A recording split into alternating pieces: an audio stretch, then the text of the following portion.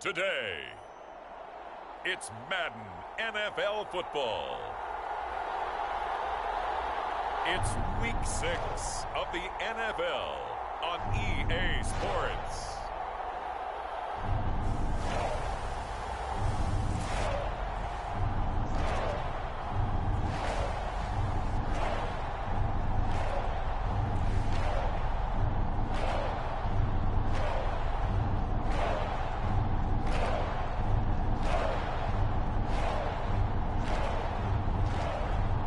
The Minnesota Vikings taking on the New England Patriots.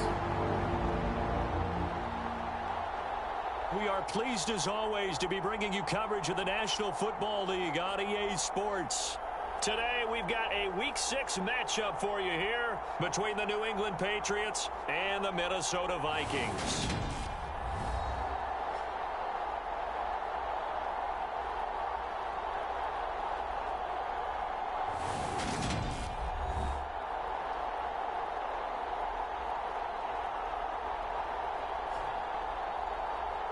With Charles Davis, as always, I'm Brandon Gaudin. And Charles, you talked about storylines in this one. I think it begins and ends with our two quarterbacks, certainly two of the best in the business. And nowadays, I don't think you can get by for long periods of time without a top-flight quarterback. The way the game is played, with all the responsibility he has and how the game flows through him, if he's not on the top of his game, your team's not going to benefit at all. And no run back here, so they'll bring it out to the 25. So here's the Viking offense making their way out. And trotting out there, their tall quarterbacks standing at 6'5". And he's been playing at an elite level here in this early half of the season. Tops in the league. Wide open offense, so we'll see if he can keep his string of good games going right here.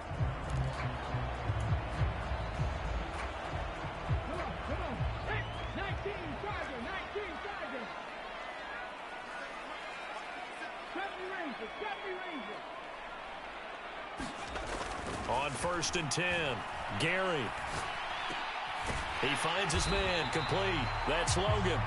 And he's going to be dropped following a pickup of 7 past the 30 to the 32.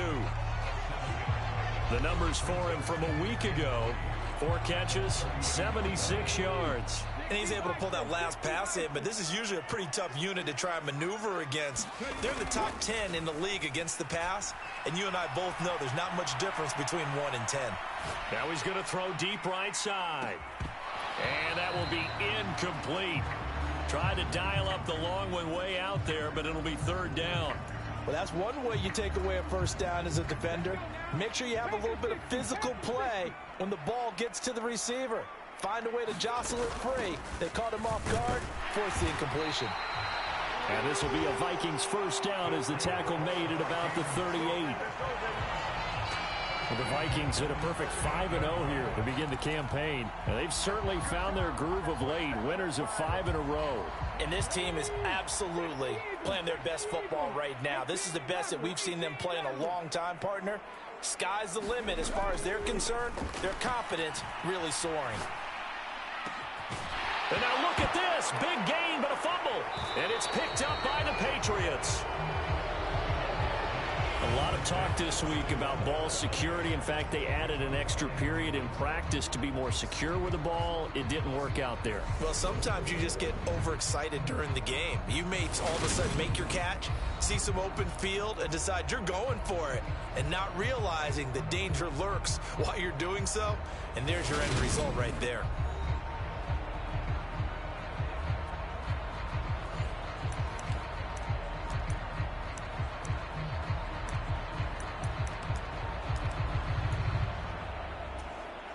Good starting field position for them as they come up 1st and 10 at the 39-yard line.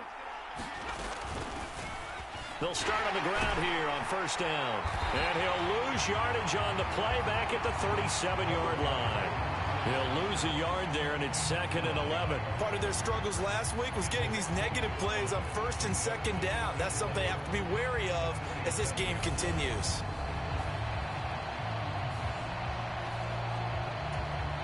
After the loss to start out, here's 2nd and 11. Looking to throw. Conway got a man. It's Patterson, complete. And they're able to work this across midfield to the 48. These are his numbers from last week's contest. 4 catches, 58 yards. And he was able to get open there, but that's not always easy against this bunch defensively. We are deep enough into the season where numbers count. This is #1 rated defense in the NFL. He'll have a tough time. Throwing the out route incomplete. It's Rodgers. And he's going to be taken down right at the 40-yard line.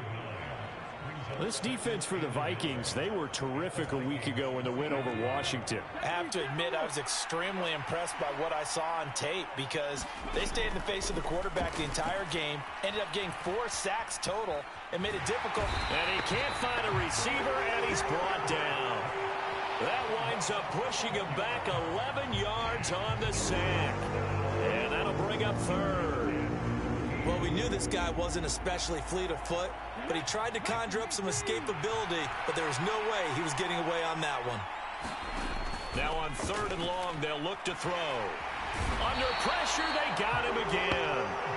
And the defense coming through on 3rd down, a loss of 7 to bring up 4th.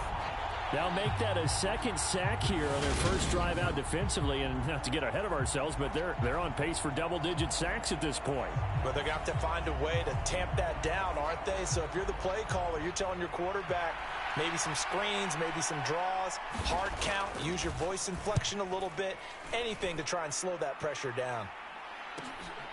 This is taken at about the 14. And he'll be out of bounds just shy of the 30. So a good punt there, but a very strong 14-yard return. And it will be Vikings ball, 1st and 10. The Vikings taking the field here for their 2nd drive of the game. And a fumble last time. Ball security. Talk about it all the time in the National Football League. They've got to be better at it on this drive. Don't you think that when every team gets together for the first time, I don't care if it's OTAs, mini camps, first day of camp in the regular season, ball security comes up about what, the 2nd sentence of the coach's address? And those are so many drills focus on that. All the time, and they do drills to make it even tougher to simulate game situations. Doesn't always work out, though. Following the pickup of 4, here's 2nd and 6. Off the play fake. Gary sliding out of the pocket. He finds his man, complete. That's Logan. And he's able to get this to the 40-yard line before he's out of bounds. 27 yards there, a 1st down. As a general rule, offensive linemen like to know where their quarterback's going to be when he's setting up to throw the football. But sometimes they just have to get on the run, get on the move. He was able to do that on that play and picks up a 1st down with a nice throw.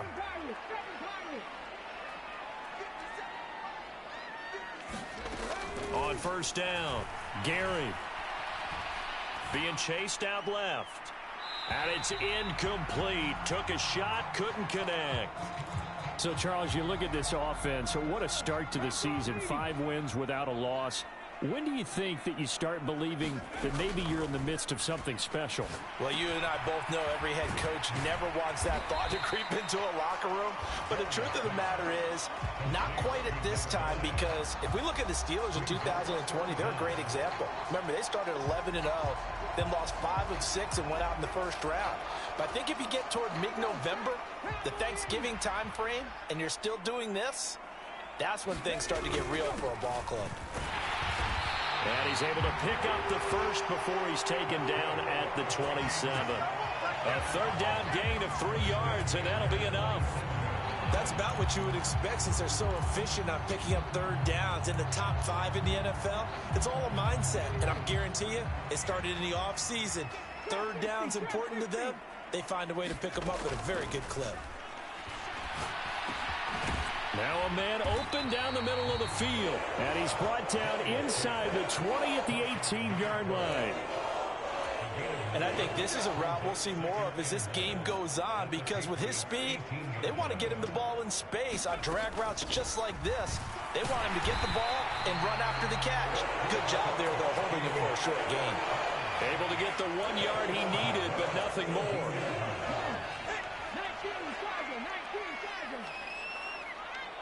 They'll bring a receiver in motion left. Throwing on first down.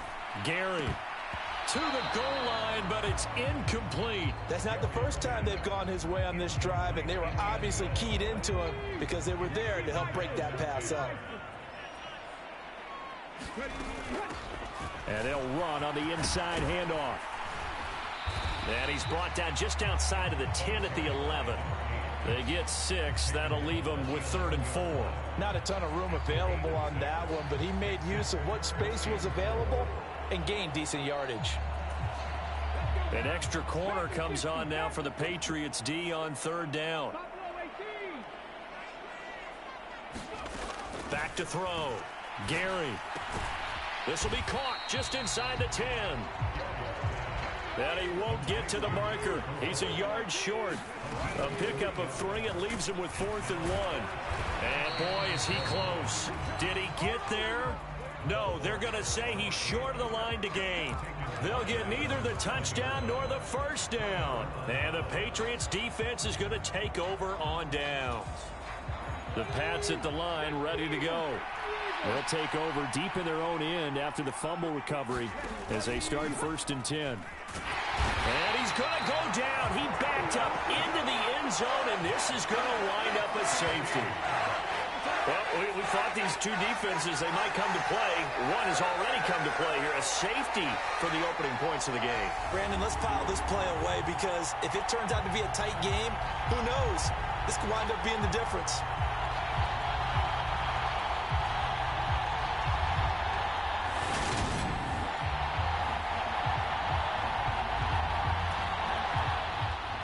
After the safety, remember, they also need to give up the football, and here's the free kick. This is brought in at the 21. An entertaining start to this one. More to come on EA Sports.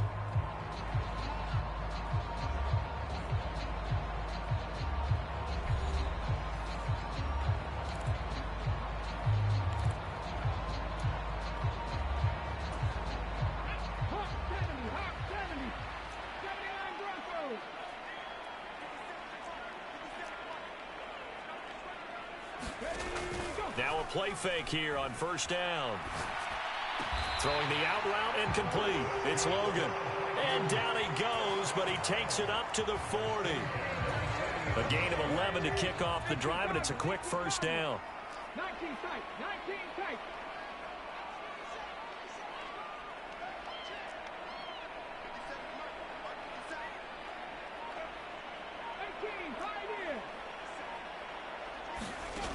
Looking to throw. Gary. And that nearly a turnover, but it's incomplete. Oh, fortunate to retain possession there, and it's 2nd down. I think he's got to be careful not to force anything into coverage right there. There weren't really any throwing lanes, but the best part for him, he's got 2nd and 3rd down to fall back on. They'll bring a receiver in motion right. Throwing again on 2nd and 10. Gary. He finds his man, complete. It's Potter. Touchdown! A big play there. With touchdown number 8 on the year. And they are able to add on to their advantage. Boy, Charles, this offense is just so explosive. They lead the league in scoring, and another example of just how good they are right there on that play. Yeah, we often overstate about how explosive teams are, but this team is truly a threat to score on every snap, especially on the first few plays of any series. And a big strike like that only adds to their reputation as the league's best offense. Now the extra point. And this is good as they extend it out now to a 9-0 lead. The drive there only spanning 3 plays, and it all culminates in a touchdown for Minnesota.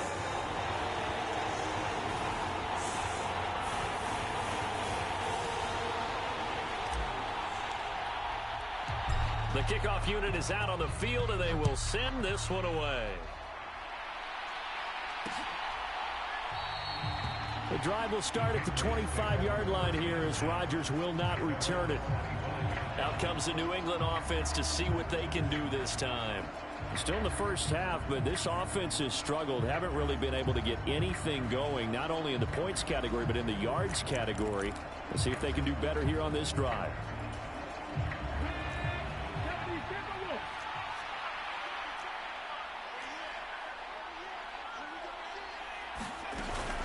They'll start this drive out on the ground. That's to about the 28. Second down coming up. Yeah, I don't know if it's exactly a win-win, but if you're on offense, you'll take that kind of a run, all right? It was kind of stacked up, found a little bit of yardage, and frankly, they're pretty close to staying on schedule on offense. The playbook is still open for the coordinator. Looking middle, and that's complete. His first catch, good for 9 and a first down.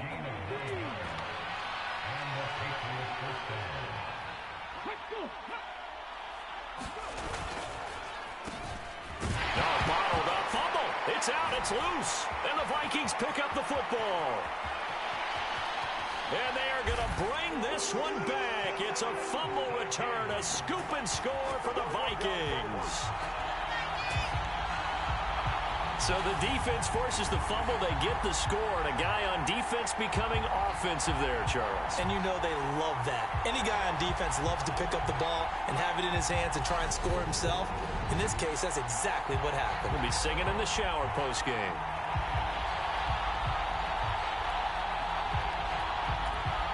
Extra point attempt here still to come. And that will make this a 16-point lead. So not only the cough up, but then the pickup on the other side, the scoop, and the score the other way, the fumble return for a touchdown.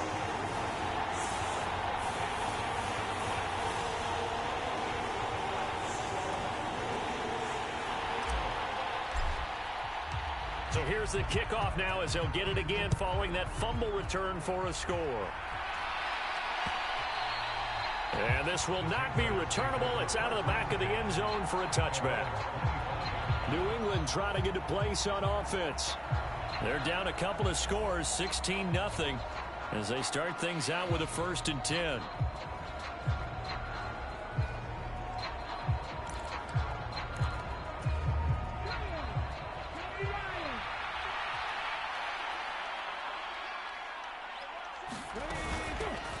They begin the drive with Johnson. And he's taken down, but able to slip across the 35.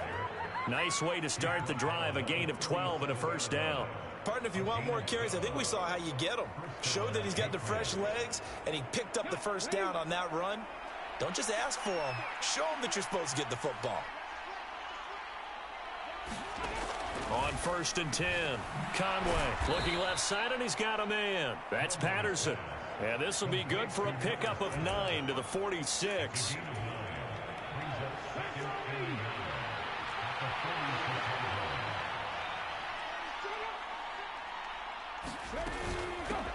From the gun, he'll hand this off. And he'll be brought down just shy of midfield at the 49-yard line. They'll get 3 as the drive continues. It's a first down. I know what you're thinking out there. I know a lot of you are thinking, take a shot downfield. It's a great spot for it. I'd say maybe later in the game, definitely in the second half. But right now, I think they were just trying to get some more. Oh, he tries to force it in, and it's intercepted.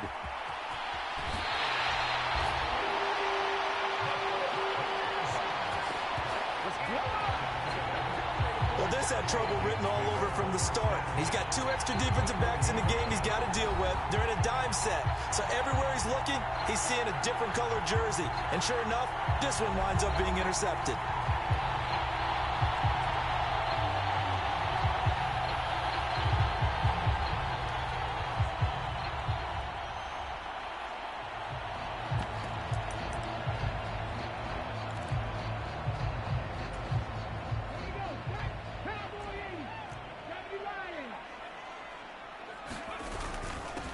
On first down, they'll go to the ground attack. And he's going to get this one down to the edge of the red zone. 41 yards now on the ground on just 7 carries. This is a little bit like baseball here. Strong up the middle. Both sides want to be that. In this case, the offense ended up winning the ultimate battle. And those big runs between the tackles, that's a little deflating for a defense, isn't it? It really is, because that's where your strength's supposed to be. You're supposed to be in a spot where they can't make that yardage there. He rifles one that's intercepted. And the Patriots will take over here just shy of the 30. Charles, not only is that an interception, it's one when you were really knocking on the door for a touchdown inside the red zone. You're actually thinking points. No matter what, at worst, you're thinking kicking a field goal and getting 3. We might look back on this in the second half and say, you remember when they didn't get points on that drive? This could cost them. Escaping the pressure right. And he works his way past the line of scrimmage and then slides to a halt. He'll get 5 out of the scramble. It's second down.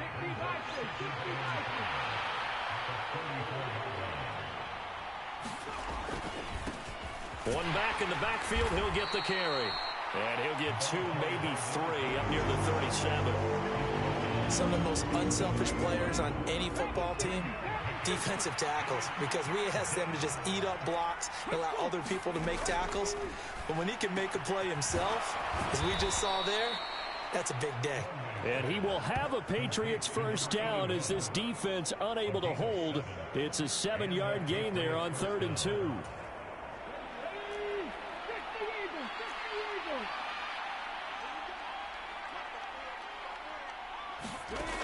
On first down, Conway. And that is incomplete. He couldn't hold on through the contact. Brings up second down. And with a dime look on defense, 2 extra defensive backs on the field and covered up essentially every blade of grass. That allowed them to disrupt the play.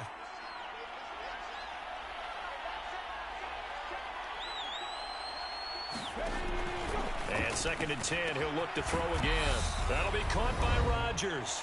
And this is going to turn into another first down as the tackle is made at the Vikings 42. A reminder, once we hit halftime, as we do all season, we'll send it down to Jonathan Coachman in Orlando. He'll have all the stats and scores from games in progress around the NFL. The best multitasker in the business, the coach. That one thrown away from the pocket. The officials kind of looking at each other, but they'll say there was a receiver in the area, so no penalty, just an incomplete pass. An incomplete pass on first down. That leads to a 2nd and 10. Back to throw again. That is taken in by Rodgers.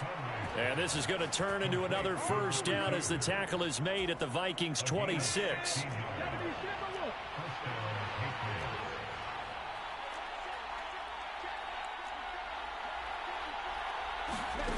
They'll look to throw again. And this will be incomplete. Physical play on the football there, and it's second down. He did a fine job there of not hitting it before the ball arrived, and I've got to tell you, you can often mistime that play because of the angles of approach. When you're going to get him, sometimes you panic as well and think, I've got to be there right now. Instead, in this case, timed it perfectly and knocked it free. He's got it to Patterson, complete. And this is going to turn into another first down as the tackle is made at the Vikings 12-yard line. It's a pickup of 15 and a fresh set of downs.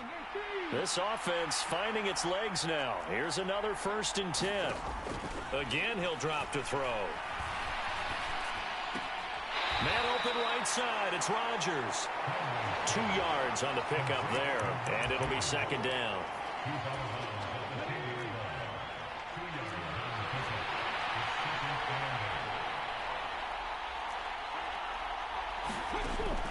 They'll stick with the passing game as he looks to throw. His pass caught at the 4. Now the Patriots going to use one of their timeouts as the clock shows 50 seconds to play here in half number 1. An extra defender in the secondary for the Vikings here on 3rd down. Operating from the gun. Conway forced out to his left. And that's going to be caught for a Patriot touchdown. A great play there. His first touchdown on the year. And the Patriots are on the board here in the final minute of the first half. The way this one was going, you just got the sense they needed something before half. They've at least got something on the board now. Still trailing, but a good sign. That takes me back to our preseason tour of NFL camps. You remember we talked with that one coach who said his emphasis this year was scoring in the last 2 minutes of a half, heading into the locker room. This hits it right there. Take that momentum, take that good feeling, and take it to the locker room, regroup, and start over. They got it here. They did indeed, and a lot of football, full half to be played. So the lead is now dwindled to 9 as the kick here is away. And he won't return this one. He'll go down to a knee, and they'll start at the 25. A look at the running back, the man out of the backfield as he gears up to go again. He's over 40 yards here in the second quarter. Been nice and effective for them, hasn't he? He has definitely been dependable, and really shouldn't underestimate what he's getting done here, because anytime you're on a pace that's going to approach 100 yards, you've really done some damage in an NFL game. And now he's looking just to add to his totals. Try to shake off the interception. He'll look to throw.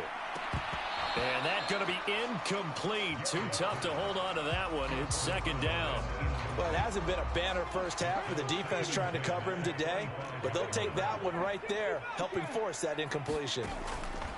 He'll try again with the arm here on second down. He's going to loft one deep left side here. And this a leaping effort, but it's knocked away and incomplete. He certainly had a good game throwing the ball so far, but I think he was trying to take that from good to great with that throw, trying to get one downfield.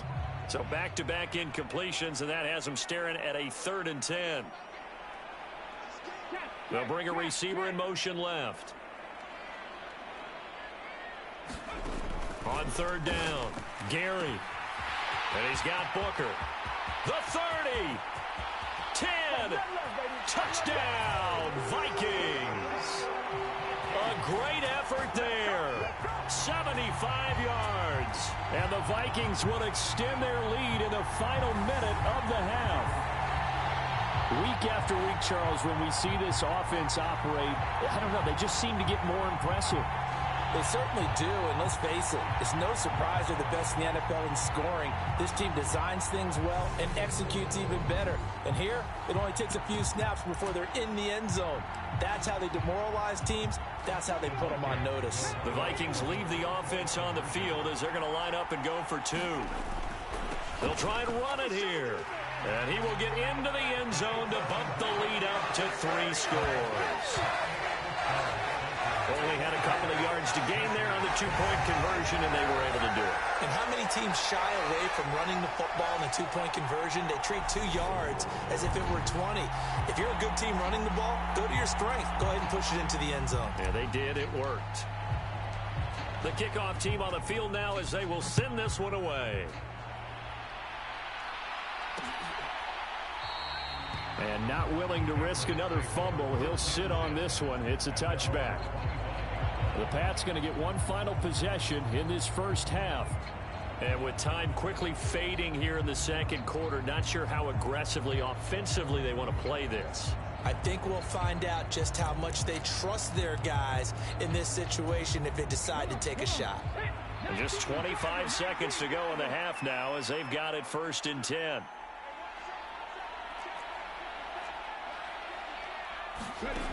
Throwing to start the drive. Conway firing quickly here, and that's complete. Now the Patriots will use the second of their timeouts as the clock will stop with 20 seconds to go in the first half. They'll operate from the 32-yard line here, 2nd and 3. Back to throw. Conway. Now a clash of bodies here, and it's intercepted. And the Vikings are going to take possession of the football. An unfortunate sequence there, trying to get points before intermission, but now the interception, and their opponents have a chance to possibly pad their lead. Yeah, they had an opportunity there, and they weren't able to capitalize on it, and that's something that could come back and haunt them later. They're begging their defense now to keep them from scoring before the half ends. They'll send a receiver in motion to the left.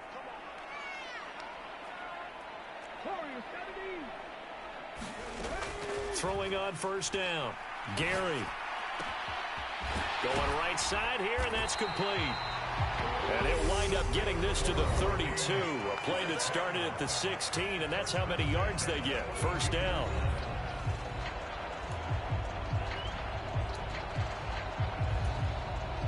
From the 32 now, here's 1st and 10. 19-18.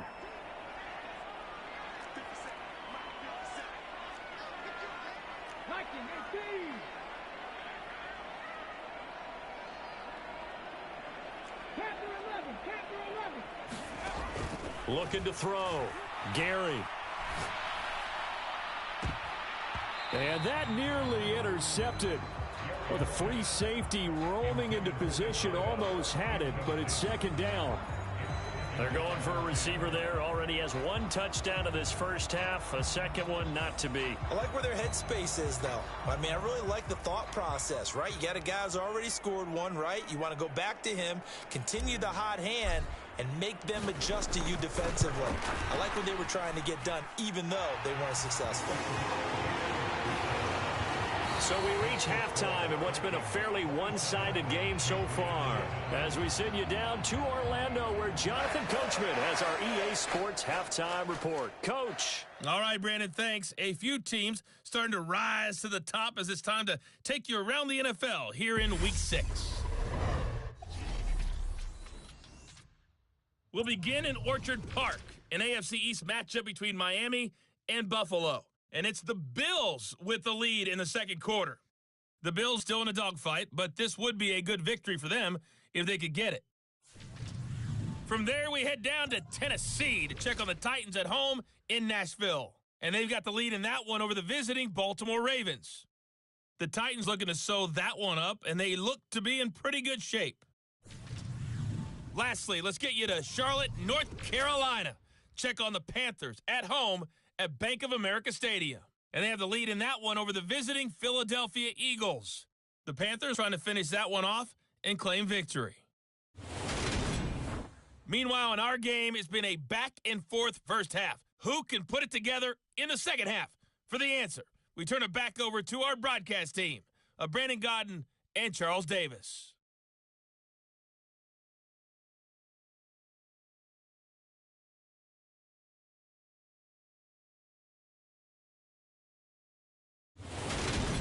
All right, Coach, thank you, and we welcome everyone back for quarter number 3.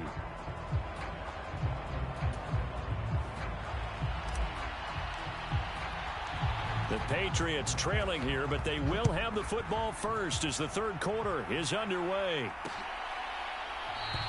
And not willing to risk another fumble, he'll sit on this one. It's a touchback. Well, the Patriots taking over to start quarter number 3.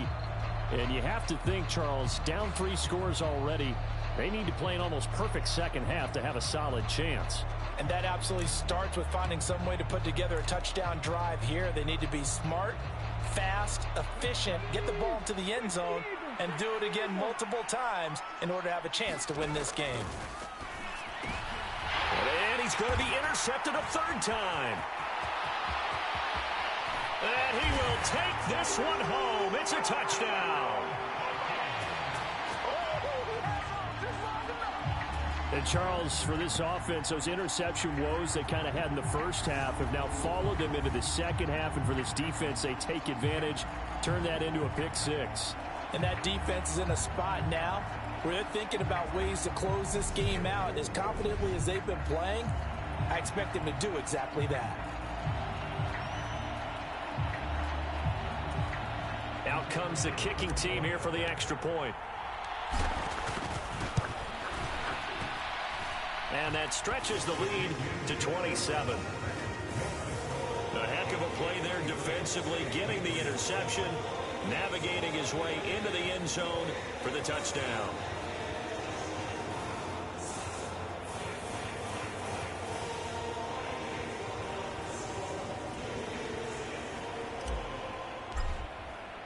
So they throw the pick 6. They'll get another shot at it now as this one's in the air. And that'll carry over the back line of the end zone for a touchback. New England's offense set to go. Well, we haven't exactly been treated to a nail-biter in this one, CD, and if they cannot score here, this one's pretty much all but over. Are you saying that you feel like people are starting to think about getting out of here, maybe beating the traffic in order to get home or to their final destination? Yeah, I don't think there's a whole lot of reason to hang around, especially if they can't score here. Yeah, you're right about that, because it has been pretty clear who the better team has been in this one. And in a league that we talk about every game being a one-score game as we go into it, watching this blowout, let's just say it's been unusual. He'll get a nice chunk there on the first down run, and it's 2nd and 4. And there we saw one of the downsides of blitzing during a rundown, because sometimes you get out of your gaps. You don't fit the run quite as well because you're headed towards the ball carrier with abandon.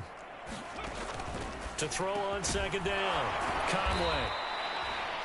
Second catch for him today, and it'll wind up a first down. Many different ways to create space, but on that play, he did it with that big, wide body of his. Didn't get a whole lot of yardage on the play, but it did what it was supposed to. Pick up a first down. Line of scrimmage, the 37 on 1st and 10. Back to throw. Conway. Quick hitter here, it's complete. And a 5-yard gain gets him to the 42. I'm wondering if the same thing went through your mind as mine. When I see a big man like that make a catch, all I keep thinking to myself is, big man with football. Look out, everyone. He may not juke you a whole lot, right? He may not run past you because of his size. You're talking about a guy weighing in the 270 range. But, boy, once he gets his mitts on the ball, he's going to be tough to bring down. And he drops it incomplete, and their struggles continue here. And there's another stop. One of the league's best defenses is certainly bringing it again this week.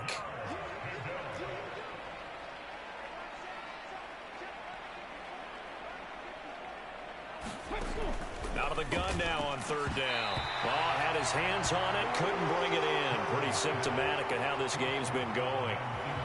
Well, partner, they've certainly played up to their top 10 defensive ranking this week. They've stifled this opposing offense throughout this game. This contest is now lopsided because of their efforts, and there's still a quarter to go. And he fields it cleanly. And he'll be out of bounds right at the 40. An excellent return that time, 26 yards. And the Vikings will take over here, 1st and 10.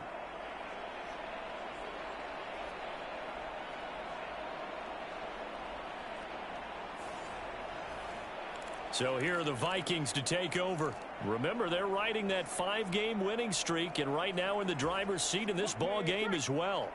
Good starting field position for them here as they come up 1st and 10 at the 40.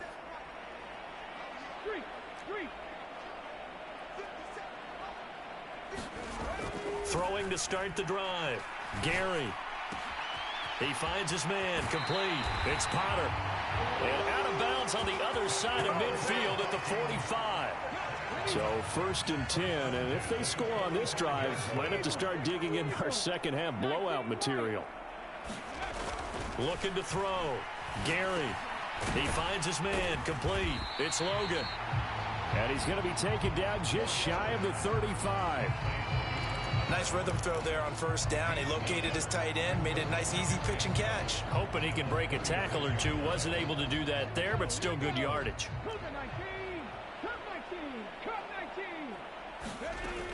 Looking to throw on 2nd down. Gary. And that is incomplete. As his old brain remembers, when I see 5 wide receivers on the field as a defender, I know the ball's coming out high. They expected it and got there and popped it free.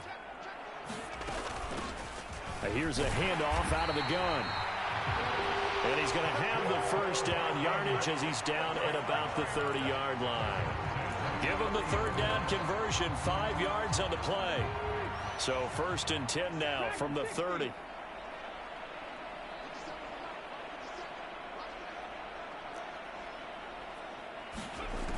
Back to throw.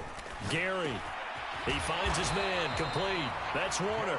He'll be dropped at the 25 after a gain of 6.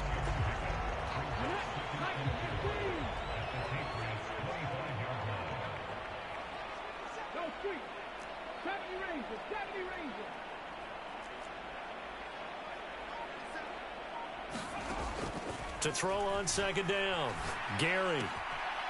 He's going to flip one out here to his running back. And out of bounds right around the 20.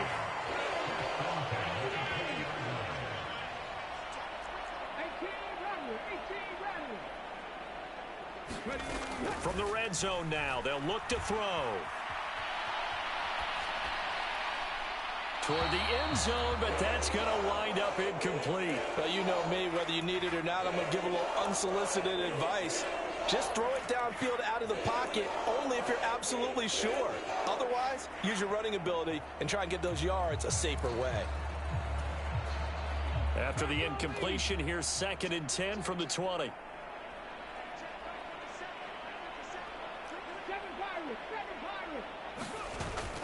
Off play action. Gary.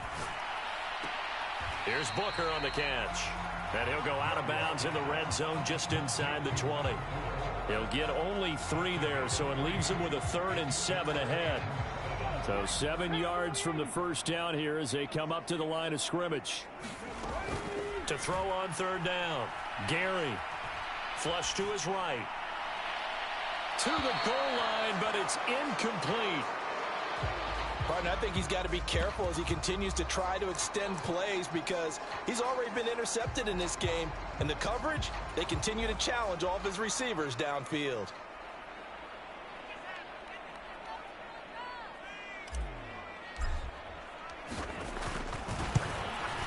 And his kick is indeed good, and that will extend their lead even further.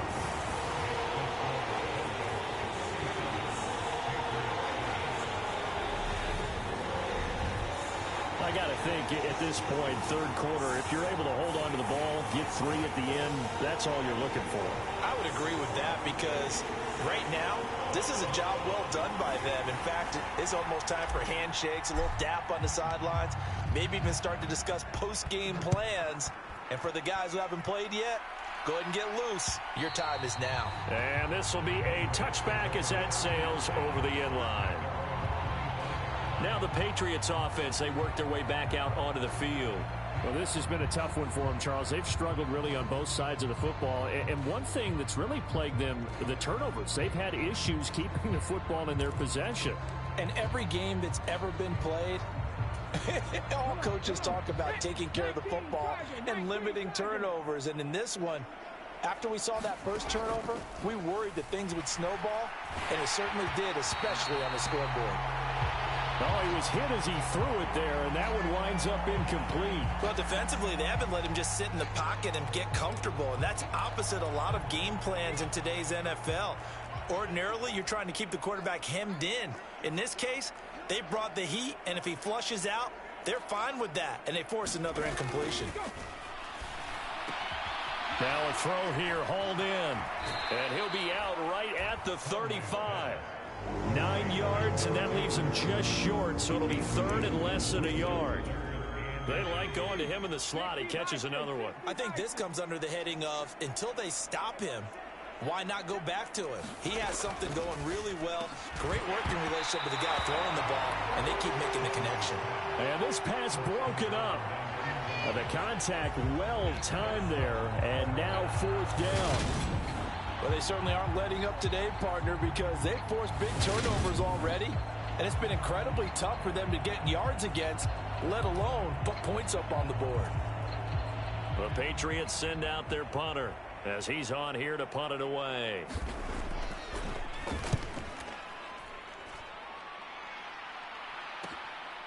Fielded at the 20.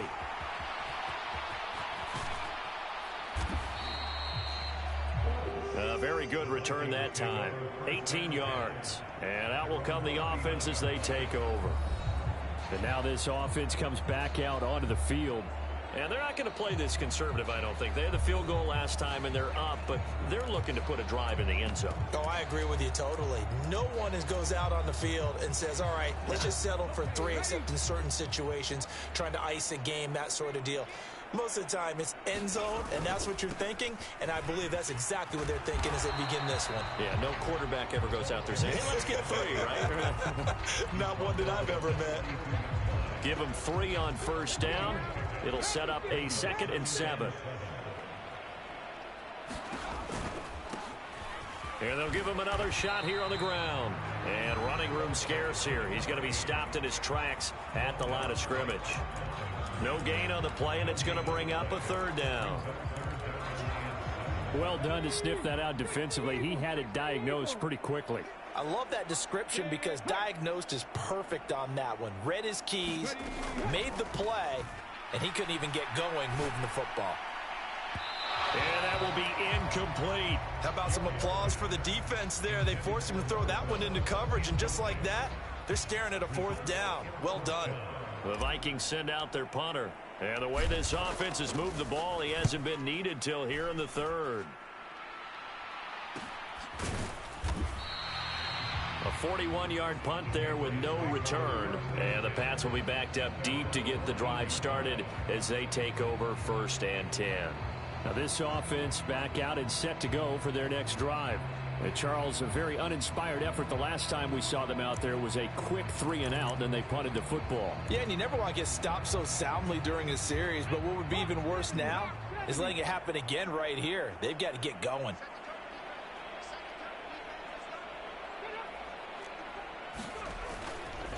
They'll start on the ground here on 1st down.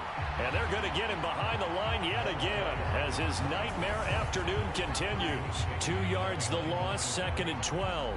This defense is just flat getting after it. They have not given up much of anything in the run game. Case in point right there.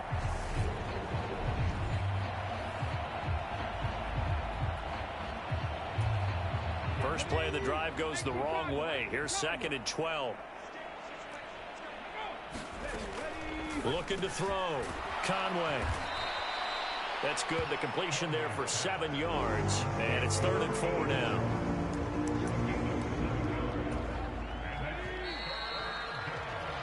And they're not going to get to the line to run another play. So we will switch ends as the third quarter has come to a close. You're watching the NFL on EA Sports. And this offense on 3rd down today, 2 for 5 to this point. This is 3rd and 4. Operating from the gun. Conway throwing for his running back, and he's got him complete. And he'll get this up past the 25 before he's out of bounds. It goes as a gain of 8. It moves the chains.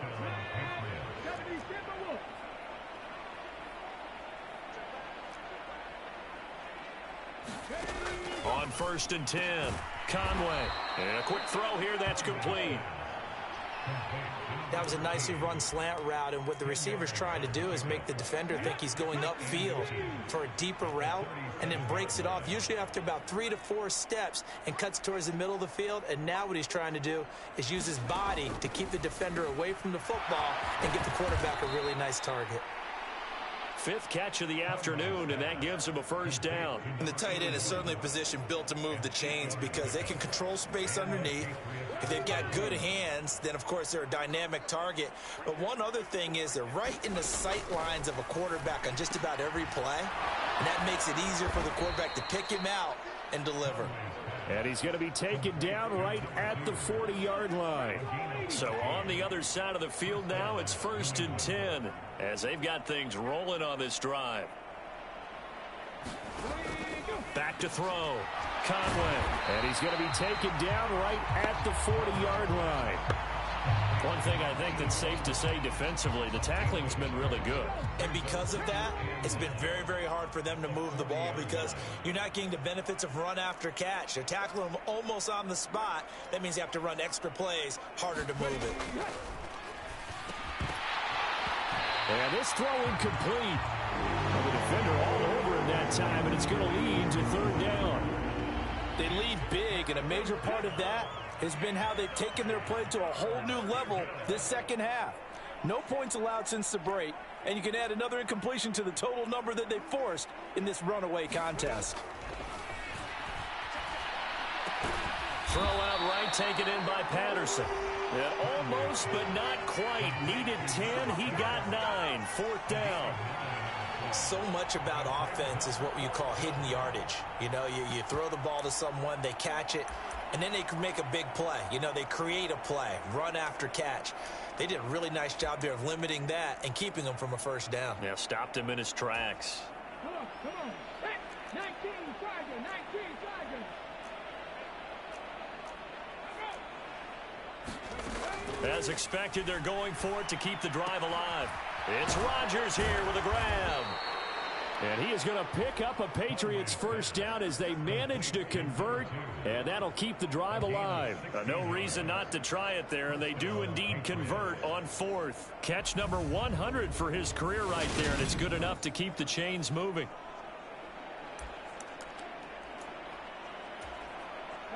So this offense able to convert on fourth, and now a fresh set of downs here, 1st and 10. Inside the red zone here, they'll look to throw. And that's good for a pickup of 10 yards. And they'll be left with a second and about a foot. I think a lot of people ask the same question all the time. Why do we see so many slants in the red zone? Well, the windows are tighter. Everything's more condensed. It has to be quicker, and you've got to deliver the ball on time. Your biggest worry, ball gets tipped in the air. And he is in. Touchdown, New England. A great play there. His 5th rushing touchdown now on the year. And the Patriots get a small measure of revenge as they cut into this 4th quarter deficit. Extra point right down the middle. And that will shave a bit off the lead as it's down to a 23-point game. So still lots of work left to do, but here comes the onside kick. And the Vikings able to recover. The hands team does its job. Now they're down big here in the 4th. They had to try the onside kick. Can't fault them for the effort at least. No, you can't at all. And if nothing else, now you've put something that you're trying to practice, right, that you've worked on into a game situation, and now you can go back and dissect it. So if you need it again sometime, maybe you'll find a better way to do it. But, yeah, this game's pretty much done for them. They'll bring a receiver in motion right. On 1st down, Gary. Throw left side complete. That's Potter. And he'll be hauled down at about the 30-yard line.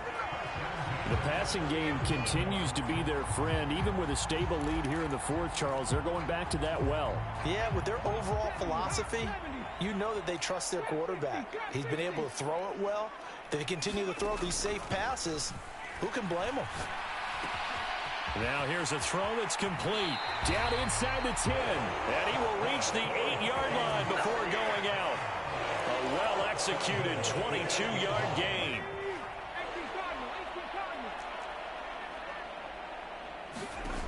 Looking to throw. Gary. Firing quickly here, and that's complete.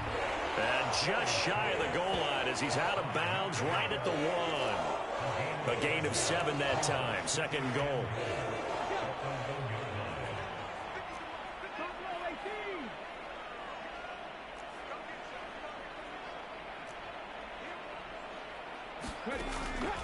Operating from the gun. Gary. Touchdown, Vikings. A great effort there. His 2nd touchdown of the game and his 9th on the year. And the Vikings add on to their lead, and it's looking like that win streak is going to extend another week. Well, business as usual for them. Well on their way to another victory. Riding a serious wave of momentum from what we've seen. And so far, they haven't met their match. So if you're going to play this team in the future, your mission is clear. You better be ready to play and match their firepower. Extra point forthcoming. And the lead is now an even 30.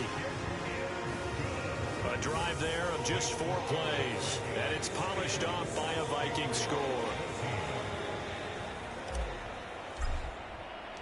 Minnesota's kick team ready, and the Vikings boom it away.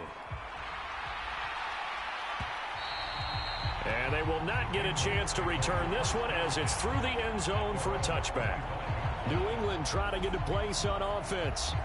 Where we stand right now in the 4th quarter, this one pretty much out of reach. And, Charles, I know they're going to be disappointed about several things with this ball game, but the self-inflicted wounds, they've had several turnovers.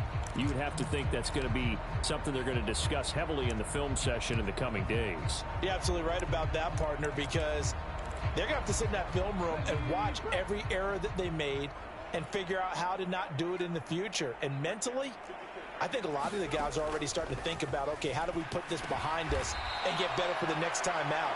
This, they'll use as motivation for the rest of the time that they play to hopefully never be in this type of situation again. Here's a 2nd and 2 now from the 33.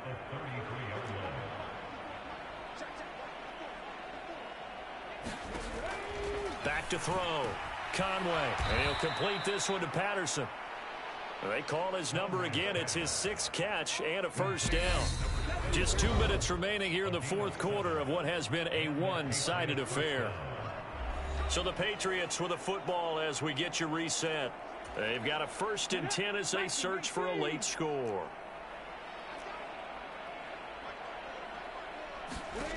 Throwing on first down. Conway. And Rodgers had. And now look at this. Big gain, but a fumble. And the Vikings pick up the football.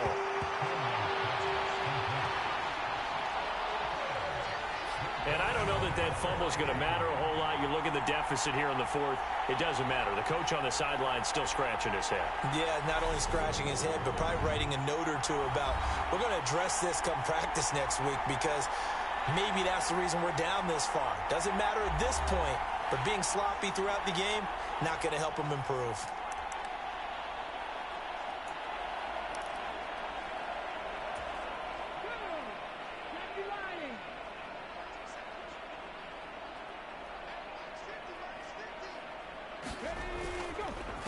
They'll start this drive out on the ground. Room here to run. And he's going to be out of bounds right at midfield. 73 yards rushing for him now as he's run it 11 times. No doubt those are the types of carries they're looking for here, Charles. The lead in the 4th quarter. This is when coaches that have a reliable running game, they breathe a little easier on the sideline. Yeah, they love the idea that they can take the air out of the football at this point of the game. That means they're really counting on that offensive line, counting on the runners, taking care of the football. Because you're going to tell your quarterback, hey, no time to be a hero. We're not going to throw it here. Just eat up that clock. And if you have the ball, they can't score. I know that every now and then we get in those meetings with coaches, and you almost want to roll your eyes when they talk about staying on schedule when they're moving the football. But would you say a 7-yard run is ahead of schedule? 4th quarter with a lead, you love that, don't you? No doubt about it, because staying on schedule is trying to get 4 downs on first down. They did that plus 3. So from the 36 now, 1st and 10.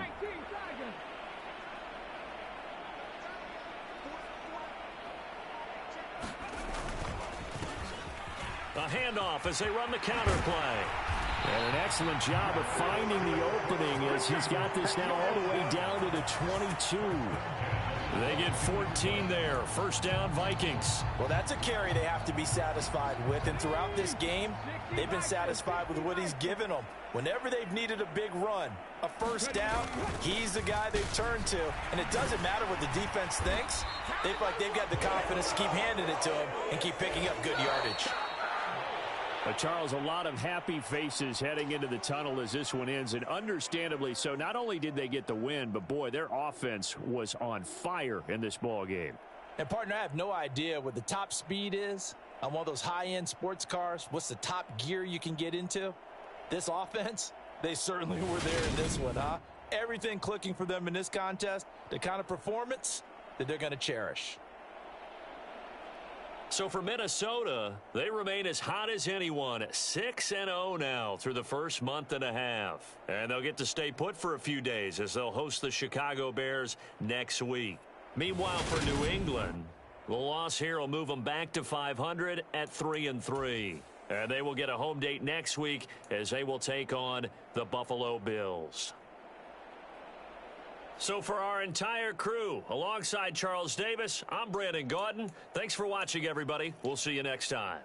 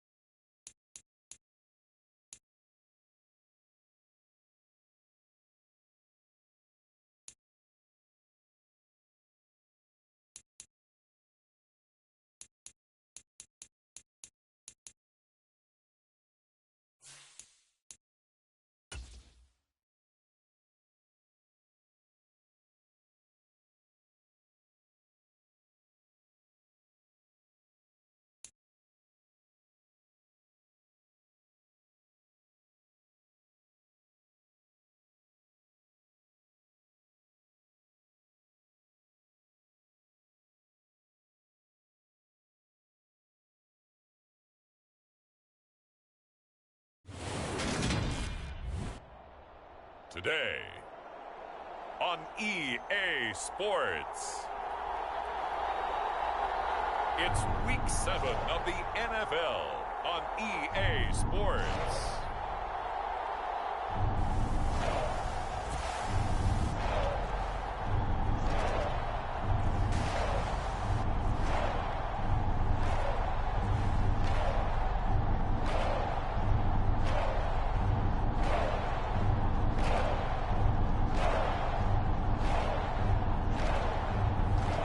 It's the Minnesota Vikings taking on the Chicago Bears. It's the National Football League presented by EA Sports. Today we've got a matchup here in pivotal Week 7 between the Chicago Bears and the Minnesota Vikings.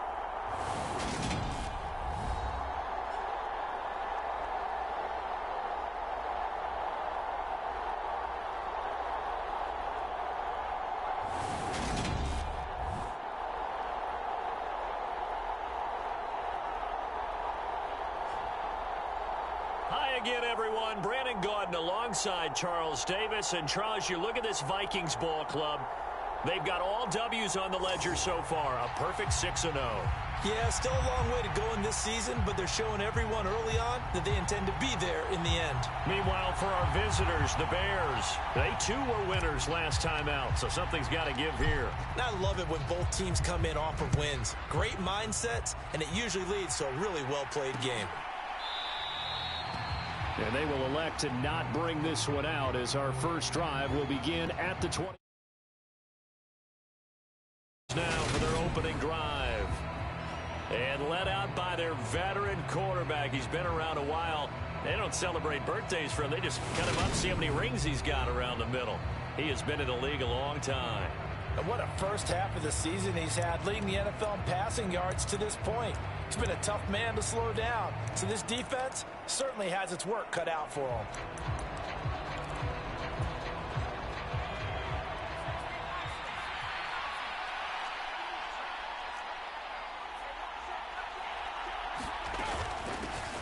They'll run with Ingram here to begin the drive. And they'll get him down after a pickup of 8, 2nd and 2. A look there at Ingram's numbers from a week ago. 18 carries, 66 yards. He's really been someone special to watch this season and brings a real unique element to their offense. Even with defenses focusing on him all year, he still sits 4th in the league in yardage. Hard to come up with an answer for a back playing as well as he has been. They've got their work cut out for them in this one as he chases another big week. And that is incomplete. A lot of force bearing down on him there. He could not hang on. It's 3rd down. Man coverage is certainly a staple of their defense, and it's built for plays like that, forcing that incompletion. An early test, 2 plays in. This is 3rd and 2. They'll try to run for the first with Ingram. And he's going to run into a brick wall right in the middle of the field, and I don't think he got there. The defense stiffens to force 4th down following that first down gain of 8. Strong start by this defense. 3rd and short, they go with a run. Stonewalled for no gain. I played for a guy who always talked about setting tones and meeting force with force. That felt like it on that play, didn't it? And they met it in a big way and won. What a great job by the defense.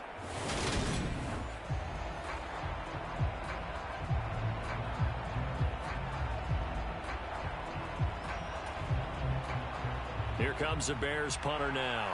He'll kick it away after a 3-and-out on the opening drive of the game. He was only asked to punt once in the victory last week as he sends this one away.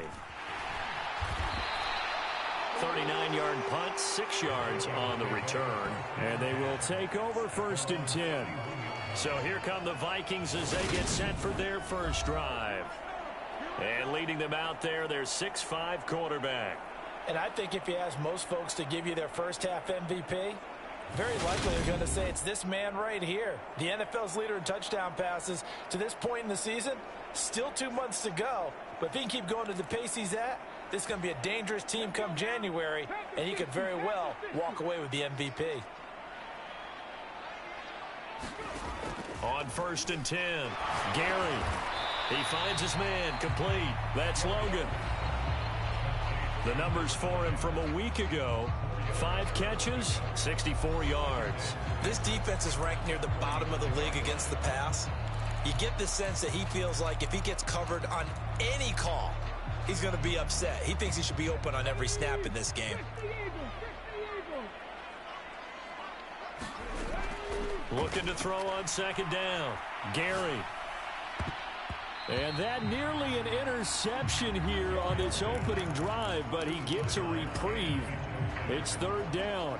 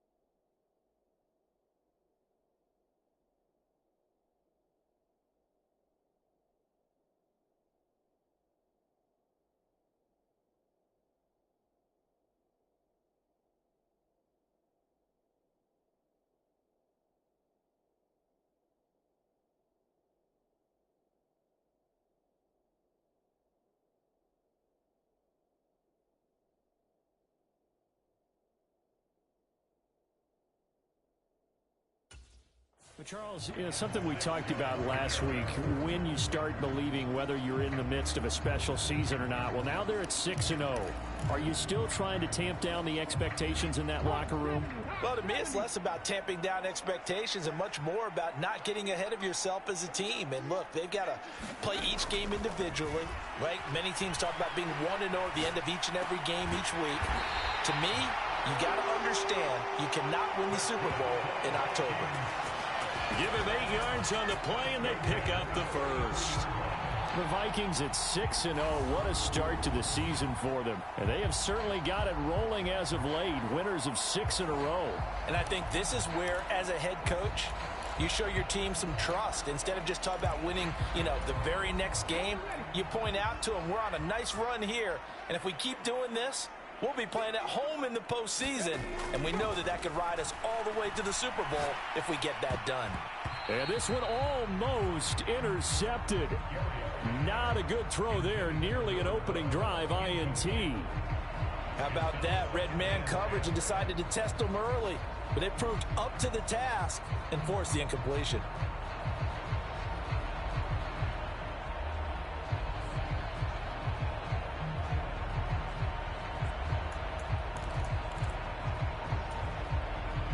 after the incomplete pass. Here now is 2nd and 10. Looking to throw. Gary, and that'll be incomplete. Took a pretty good shot as he tried to pull that one in. Couldn't hang on, 3rd down. Brandon, watching their tape from last week, I saw plenty of plays like we just saw there, forcing incompletions. It was key in their win last week. They're hoping the same thing happens this time out, too.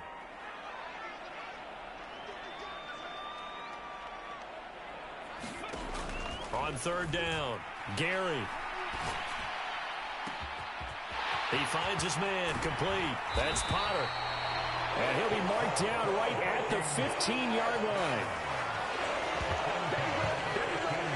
There's no doubt in my mind that not many guys in this league have had the impact that he's had here in the first half of the season. He's been a big play guy from the word go and continues to be one with another one right there. So after the big play, look at this, all the way down at the 15 now on 1st and 10. They'll send a receiver in motion left. 19 tight, 19 tight. From the red zone now, they'll look to throw. It's caught in the end zone. Touchdown, Minnesota. A great play there with touchdown number 7 on the year. And the Vikings get the upper hand as they're on the board first here this afternoon. One of the keys to their long winning streak has been scoring first. An ideal drive right there, getting the first 6 points of the ball game. Do you go back to our meeting with the offensive coordinator? Remember what he told us? Absolutely. With some teams, I script to probe in the early part of the game. Other teams, I script to attack. They've been in attack mode for these ball games and continue that in this one. Now for the point after. He's got it, and the Vikings take a 7-0 lead. So this drive spans 7 plays, and it all culminates in a touchdown for Minnesota.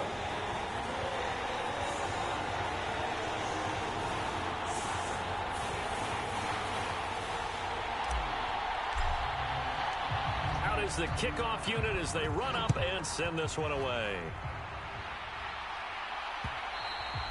And this will not be returnable. It's out of the back of the end zone for a touchback. Chicago works their way back onto the field here for their 2nd drive of the game. And they are right at the 500 mark on the year and got there with a victory a week ago. And I think right now I put myself in the shoes of the head coach and say, all right, time to reset a little bit. And I don't give my team a win one for the Gipper speech, but I do say, look, we haven't played our best football yet, but we are at 500 and we're still in it.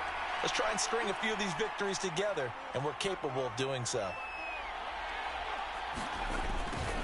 A little jet sweep to start the drive. And just no chance of turning the corner. He can only get back to the line of scrimmage. 2nd and 10 coming up. Defensively, they had that one pretty well figured out. Yeah, and one of the things about this play, it can be even more effective when you run a lot of motion, and there's plenty of times you don't hand it off. Well, they had the run for no gain. Now they'll try again from the 25 on 2nd and 10. Back to throw. Lincoln. He finds his man, complete. That's Bush. And they're able to get this one across the 35. A Chicago 1st down there on a gain of 11. Well, that certainly has to feel good. And it's not all the time that the play caller should get all the credit. Sometimes I think in the huddle, the quarterback just says, hey, who's going to make a play for me? I just need something right here. And the end result there, nice 1st down. Drive keeps moving. And nothing much materializing there on the 1st down run. He'll get a couple, and that's it. This defense for the Vikings, they were strong last week, CD, and that went over New England. And how'd you like to be the quarterback reviewing the game tape from last week and seeing this defense on the spot on almost every snap? If the ball was in the air, they took it away. If the ball was popped free, they picked it up. 5 takeaways in last week's game. Now 3rd down is looming. A pickup of 2 on 1st down and just 1 yard there. But now they're in a spot that every team tells us when we have our production meetings they don't want to be in, 3rd and long. And that's because those back-to-back running plays just didn't accomplish a whole lot. To throw on 3rd down. Lincoln. Quick hitter here. It's complete. And he will have the Bears 1st down as they're able to get the 3rd down conversion. This offense is starting to get into rhythm. A nice quick throw there on target, able to pick up another first down.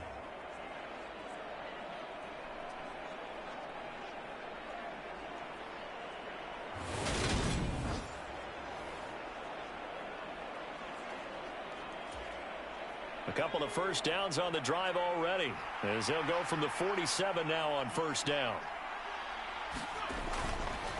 Up the middle, Ingram. Oh, look at the juke. And he's got it across the midfield stripe and into Viking territory. It's a 6-yard gain on the ground, and that'll make it 2nd and 4. That's a strong pickup right there on first down. And as this drive goes on, we're seeing an offensive line and running game imposing its will. 6 yards on that last play. Here's 2nd and 4.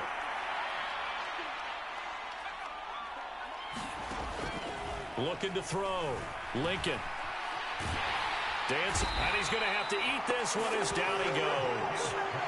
They'll wind up losing 10 on the sack, and it'll lead to a 3rd and long. Well, last game he had 2 sacks. Got another one here picked up right where he left off. Brandon, he spent the entire offseason working on new moves, new techniques, trying to add to his arsenal of pass rush moves. Certainly paying dividends in what we've seen so far.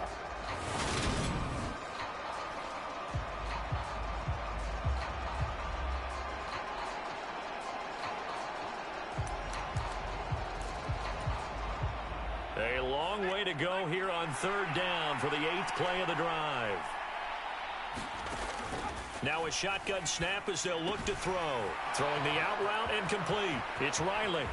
On the move past the 40. And he goes down, but not before getting this inside the 25. A big play there as they get the conversion on 3rd and 13. What a luxury to have a tight end that can not only catch it, but then can run after the catch like that. What was the old expression back in the good old days? And they used to carry pianos on their backs when they were after they caught the football. Someone would stop and bang out a tune along the way as well. But nowadays, these guys are essentially bulked up wide receivers, and they are a full part of the passing game. And we see a lot of big plays as we just saw there. This is Ingram on 1st and 10. And this time they were waiting for him as he'll be knocked down before he can get back to the line of scrimmage. 2 yards the loss, 2nd and 12. The running lanes have definitely not been there for him here in the first half, and I don't think it's all been his fault. His offensive line hasn't given him much space. A loss results there.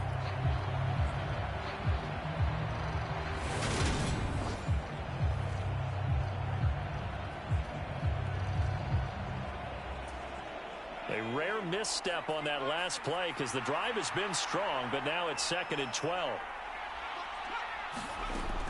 Back to throw. Lincoln, he finds his man, complete. It's Riley. And he's brought down inside the 20 at the 18-yard line. So the completion good for 7 there, and it brings up 3rd and 5 now.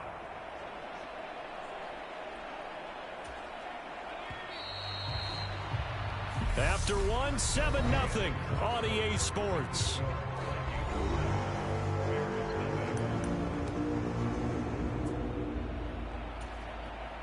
Already a pair of 3rd down conversions for them on this drive, but right now they need 5 yards on this 3rd down try. Looking to throw. Lincoln. Under pressure, and he'll go down. Sacked back at the 31. The defense rising to the challenge and setting him back on the sack. So this defense, they gave up some yards on this drive, but bottom line, they came up with a sack when it mattered. And we know that every down counts, but let's be honest about it. People focus on 3rd down as a real key down in any drive, any situation, and they took full advantage of 3rd down there and made a play.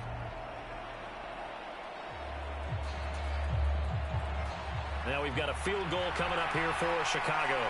On the left hash, this from 48 yards. And his kick is good. And they are on the board, but still trailing. It's 7-3.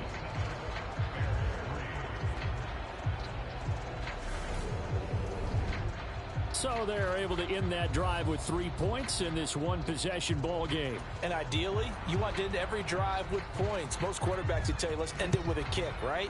A PAT, that's number 1. Field goal you'll take, punts, you really don't want to do that. In this case, they'll take the field goal and get prepared for the rest of the game. And he'll get it up past the 20 to about the 22.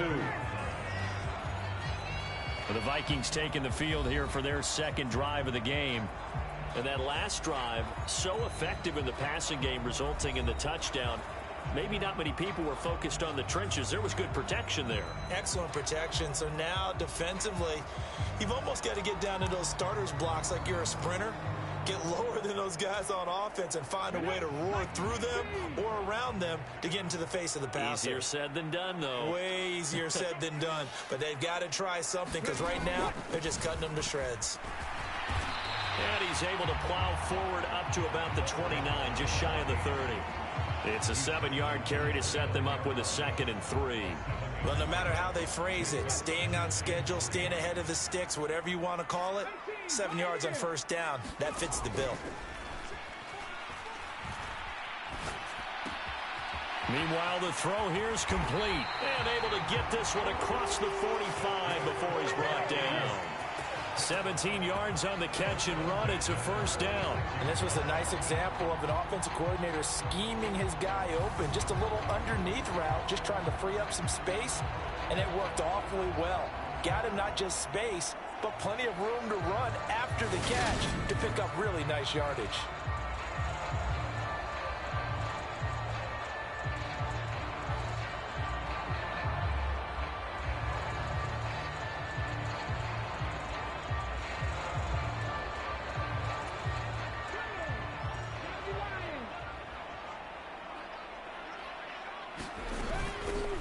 From the gun, they'll try to run it. He'll get it up near midfield to the 49 before being taken down. I feel like I could see what he was thinking on that carry. Wanted to follow that big tackle through the hole. Ended up only getting 4 yards on the carry. I think he had designs on that one being bigger.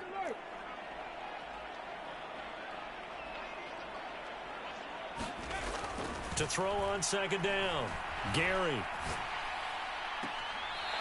Throwing right, and that's complete. And he'll be out just a yard or two shy of the 30. He had the touchdown on the opening drive. Now he's got a first down. And a good quarterback facing zone coverage. If he has just a little bit of time to survey the scene, that's what's going to happen. No doubt about it. If there's no pressure, he's going to continue to pick them apart because he'll have all that time to find someone open. And now following that last play, I do believe we're going to get a review here. Yes, indeed, the red flag is out. Did he keep those feet in bounds? That's the question they've got to decide. And I got to say, watching it in real time, it was awfully close. Yeah, it certainly looked like a heck of a catch because he didn't appear to bobble it, which could complicate things. But even with the benefit of replay, that's pretty tight. Now, here's the call.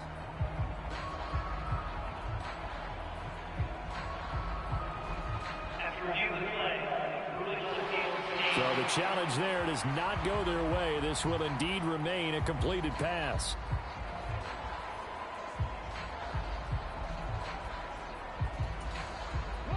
From the 32 now, here's 1st and 10.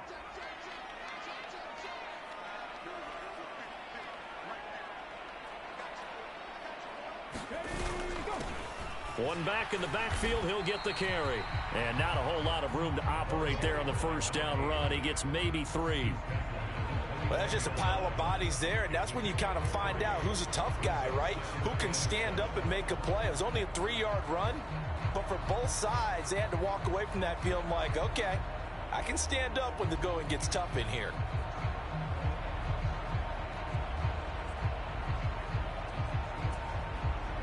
The last run got 3. Now here's 2nd and 7.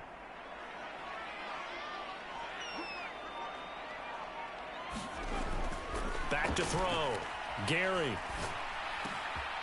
Oh, he's got a man wide open, complete. And all the way to the 2-yard line there before crossing over out of bounds. A very solid gain of 27. Great mix of play calling so far. 3 runs, 3 passes. All 3 passes have been completions. 1st and goal. I think on defense now, you have to almost take a chance. Rely on your scouting. Pick a play you think they would run here and just load up for it and see what happens. Only a yard on the pickup there. 2nd and goal.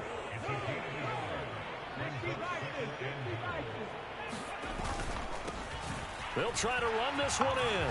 And he will take this one into the end zone for a Viking touchdown. A great effort there. His 8th rushing touchdown on the year, as his guys are able to extend their lead. And they would not be denied on the ground, powering it in just one play after they got stopped short. And how about how many tight ends were on the field? Because in today's NFL, we think of the tight end more as a pass catcher.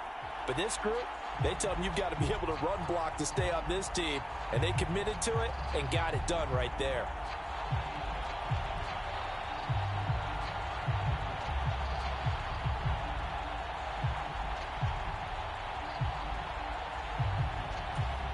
Point after try forthcoming.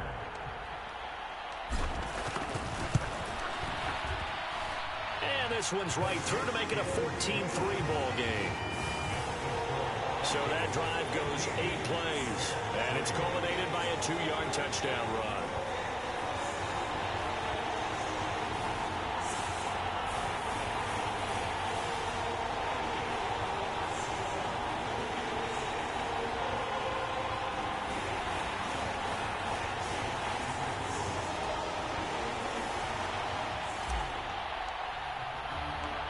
Minnesota's kick team ready, and the Vikings boom it away.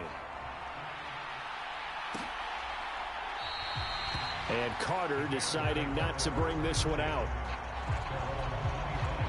The Chicago offense set to get started. Their deficit is 11, 14-3, and needing to get something going here as they come up on 1st and 10.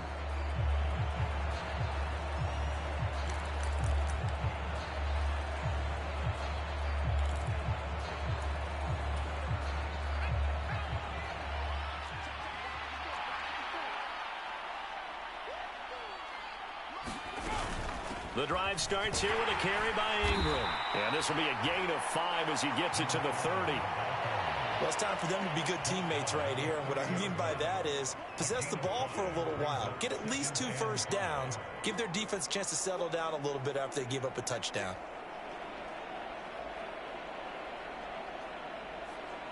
Ball on the 30. They'll come up with a 2nd and 5. Operating from the gun, Lincoln. He will find Davis on the left side, complete. And they get him down, but not before he takes it across the 40-yard line. 13 yards on his first catch. It's a first down as well. That's the number 2 receiver in the NFL in terms of yardage. And tell you what, a few more plays like that, he won't be number 2 for long. Well, that's what often happens when you have competitors running around the field. These guys know where they stand in relationship to yardage, totals, numbers, the whole deal. And let's face it, all of them, they all want to be number 1. This to the sideline and over everybody. Incomplete. No flags forthcoming, though. Maybe a break there. That looked like a clear throwaway to me.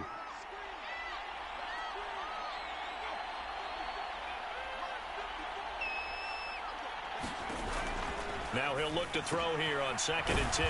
That's out to the flat for Ingram. And they're going to get this up to midfield. This offense so far on 3rd down, they've hit 2 for 4 thus far. This is 3rd and 4. From the midfield stripe, they'll look to throw. He finds his man, complete. It's Bush. And this is going to turn into another first down as the tackle is made at the Vikings 39. 11 yards there as they connect on the quick slant. Yeah, these are the types of plays they're going to need to hit on if they're going to get back into this game. It hasn't been the greatest of first halves, but this is a nice throw here on 3rd down, and they keep the drive going. This offense finding its legs now. Here's another 1st and 10. Looking to throw. Lincoln, he finds his man, complete. It's Riley. And finally, down he goes as they work it inside the 10 to the 7. A big play that time on the catch and run. 33 yards. And as you saw right there, this is a guy with pretty good speed for a tight end. Nice job there, catching the short throw and turning it upfield. He can also be a weapon downfield as well. Now a chance to make that big play really hurt. It's 1st and goal just outside the 5. He dumps it down to Ingram. And he's able to get it down to the 2-yard line. Nice job defensively to hold him to 4, and now it's 2nd and goal. That's a good job there by the corner. We do talk about this a lot, that a lot of corners see their job as simply covering receivers. Tackling isn't everyone's thing. But in this case, he came up quickly and made a nice, sure tackle. From the 2 now, 2nd and goal. They'll look to run with Ingram. And he takes this one in for a Bears touchdown. Taking it in from 2 yards out. And the Bears are back within a score. So that's now 10 touchdowns for him on the year. He's into double figures, and we're not even to the halfway point of the season yet. Partner, doesn't this speak to how well he works with this offensive line? And they know he doesn't need a giant alley to run through. He just needs a little seam.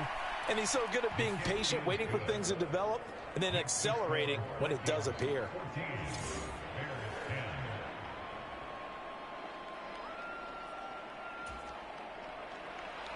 The lead cut to just 4 as they kick it away and turn things over to their D. And we'll see a return here from the end zone. A solid return, pretty good field position. They'll start at the 32. And now out comes Minnesota. And still plenty of time remaining here in the half, more than a minute. And we'll see if they just want to protect that lead or try to add on to it. Well, with as much time as is left on the clock, I would imagine it would be the latter. I think they're going to try and add on to it. So what they're going to tell the team is very simply, if you can get out of bounds after making a play downfield, terrific. If you can't, everyone hustle to the line of scrimmage, either run another play or clock it and start over again. On 1st down, Gary. Looking left side, and he's got a man. That's Potter. And he'll go down, but not before getting this inside the 30. 39 yards there, a big one. The timing was absolutely true as he caught it working across the field.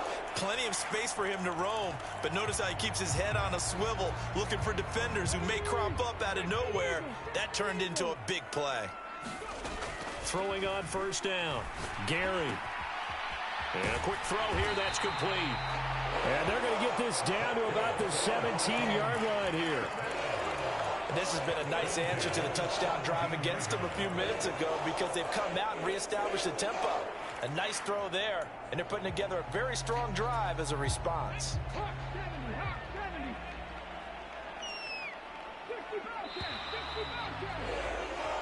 So we've reached halftime here in a 4-point game. As we'll head down to Orlando, that's where we find our man Jonathan Coachman at our EA Sports Halftime Report. Coach. Okay, Brandon, thanks very much. A lot to get to here as some of the division races starting to take shape as we look around the NFL here in week number 7. We'll begin our trip around the NFL with an interesting one right off the bat. And they are just about ready to head to halftime with the Dolphins on top. The Dolphins trying to hold on and claim victory. From there, we're off to check out another game. And they've got the lead in their matchup with the Pittsburgh Steelers. The Ravens seem to be on their way to what would be a good victory. Lastly, let's motor up to the Motor City. See what's happening with the Lions at home at Ford Field. As you can see, the score there in the second quarter. The Lions looking to sew that one up, and they look to be in pretty good shape. Meanwhile, in our game, it's been a back-and-forth first half. Who can put it together in the second half? For the answer, we turn it back over to our broadcast team of Brandon Gott and Charles Davis. Okay, Coach, yeah, adjustments likely going to play a big role in this third quarter in what's been a tight contest so far. The Vikings have to like their position. They've got the lead. They get this football as well as we are back and underway for the second half. They'll elect to bring it out here from the end zone. And beyond the 20, but not by much. In fact, just a yard pass there to the 21.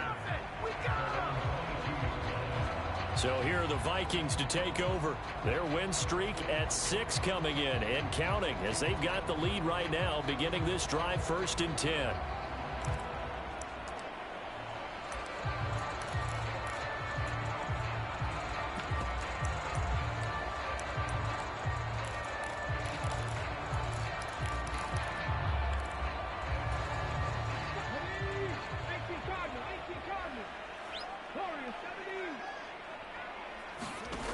Throwing to start the drive. Gary. And this nearly an interception, but it's incomplete. Well, a turnover really would have helped him there, but not to be.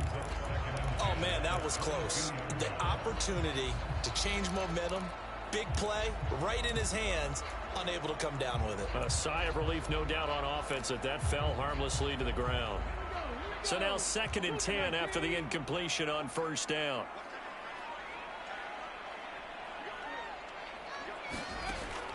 Operating from the gun, Gary. Throw left side complete. That's Potter. And he'll take this to the other side of midfield before going out of bounds. That one covers 29 yards, first down. And defensively, they were in zone coverage there. Do you have to be a little careful? You're losing, playing against a good quarterback like he is, to not play too much zone? Yeah, you have to be careful about how much time you're giving up. I think it's a good point you just brought up. So maybe if you still want to play zone, you go to a zone blitz scheme. And he's got a man, complete. Touchdown, Vikings. A big play there. 49 yards. And the Vikings come right out of the locker room and score here in the opening minute of the third quarter. That drive was quick and impressive. Almost like they had somewhere else they needed to be after the game.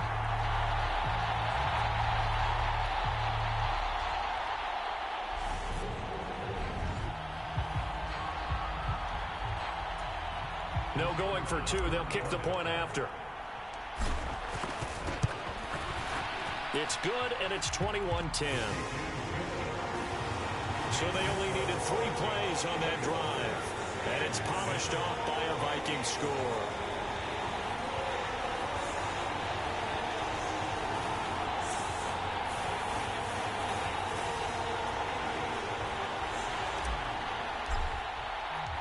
Minnesota's kick team ready, and the Vikings boom it away. And that'll carry over the back line of the end zone for a touchback. So here are the Bears now as they get set for their first possession of the second half. And their deficit a little wider than it was at halftime. Does that touchdown a minute ago change the thinking here at all? I think it does, at least a little bit, because now urgency has to start setting in. You can't go out there and go 3 and out and run the risk of falling behind substantially, but you have to do it without pressing, because pressing, that'll lead you into bigger errors. Throwing to start the drive, Lincoln. And he takes a shot on the release as this will be incomplete. Maybe a little frustration starting to creep in. The offensive line hasn't done a great job of protecting him in this game, and there he was, hit again as he threw it. Yeah, another time on his backside, probably starting to get a little frustrated. Got to keep his composure. Can't let the defense know that they're getting to him. Now a throw downfield is taken in by his running back. And he'll take this to the other side of midfield before going out of bounds. That one good for 26 and a first down. Yeah, big play there. And when you have a running back that you can use like a wide receiver, when he has that kind of versatility, you do as they did there. Get him out of the backfield and give those defensive backs something else to worry about.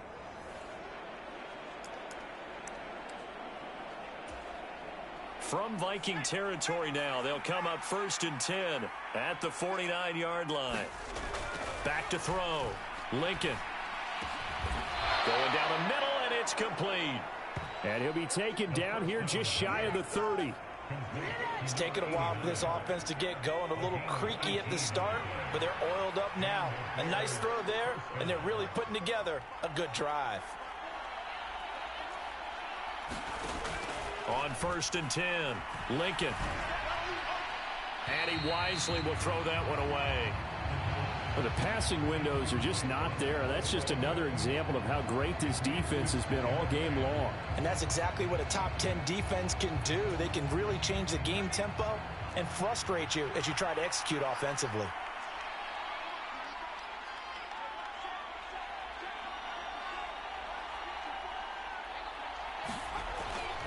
Throwing again.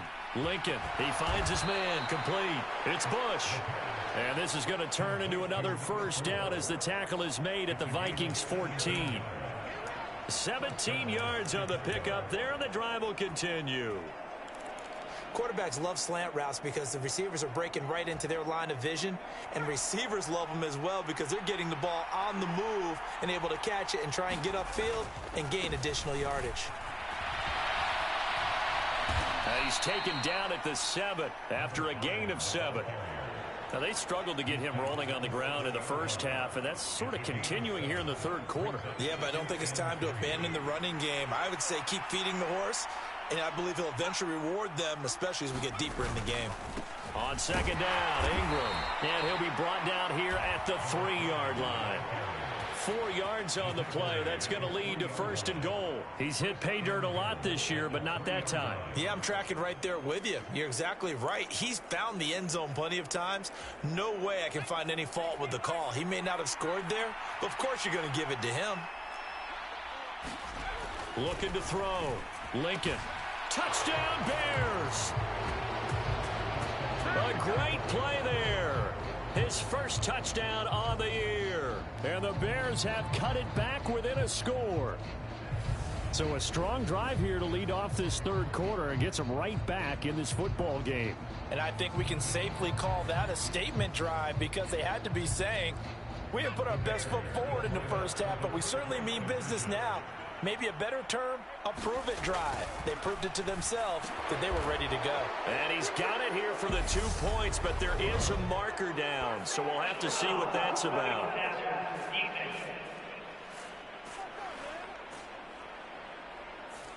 Well, that flag puts them on their heels a little bit more defensively as the officials walk it upfield. Yeah, and they can blame the officials all they want, but bottom line, it's their own fault because, to me, that was an avoidable call. Stay focused and avoid major mistakes like that.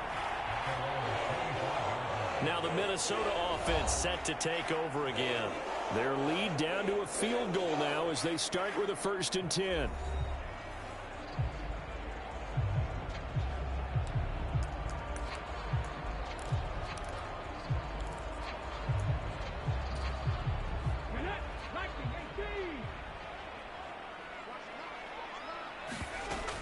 Off the bootleg. Gary. Got a man over the middle, and it's complete.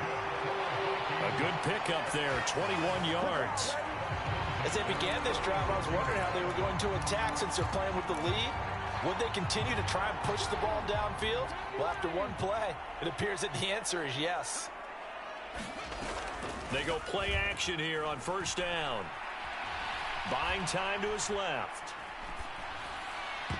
And that'll be knocked away. It's incomplete. Partner, for once in my life, I'll be succinct. In a one-possession game, every single stop like that could be a difference maker. So after the incompletion on 1st, now 2nd and 10.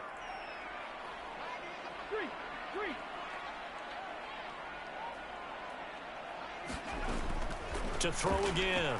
Gary. He's going to fire one deep left sideline. And, he's unable to hold on to that defensively. A potential game changer, but it falls incomplete. Well, partner, I think the defensive fellas got the memo, and they decided to cover him on that play. Yeah, he's already up over 100 yards in this game. They tried a deep shot, couldn't get it. Yeah, when you've had that much success, finally someone said, let's try and put a stop to it and put people on him. On 3rd down, Gary. And he comes back with one complete. And he's going to have another 1st down as the tackle's made here at the Bears 42. 12 yards on 3rd down as the drive rolls on. I'll tell you what, a lot of those mid-range throws have been available because sometimes teams get too concerned about the deep ball and they leave too much space in front of them. And these guys have been taking advantage so far. And now a throw on 1st down there, but it's incomplete. Well, that's a good piece of quarterbacking right there because he certainly felt the pressure coming. The alternative, getting sacked for the first time. He didn't like that option at all. Did a nice job saving yardage by throwing that one away. A good action to this point in the third quarter. Just a 3-point game. 2nd and 10. Hands it off out of the gun. And he's going to take this down close to a 1st down at about the Bears 34. That'll leave them with a 3rd and 2 coming up. They got 8 yards there. Getting had a ton of success here so far, but you get the feeling that he might be on the verge of popping one. Yeah, even on that one, there was a little bit of a hole, but it closed there quickly at the end.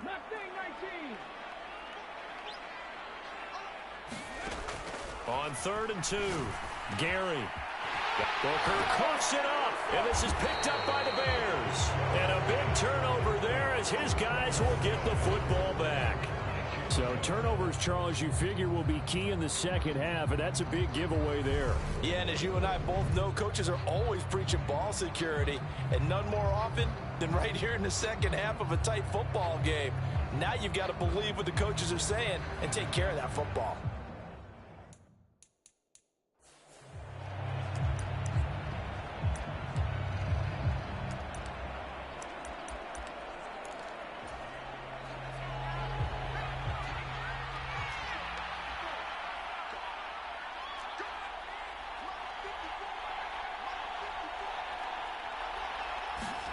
Following the fumble recovery, Lincoln firing quickly here, and that's complete. And he's got it past the 30 before he's hit and dropped. Solid way to start the drive. 13 yards, picking up the first. Of course, the catch was nice, but how about what happened after? Able to stay on his feet and gain all that additional yardage. So many of these slot guys, I think, have running back in their background. And the result here, a pickup of 8. Leaves him with 2 to go on 2nd down. You know what really fires up offensive linemen? When the guy that is carrying the ball behind them can create his own space and break a tackle along the way.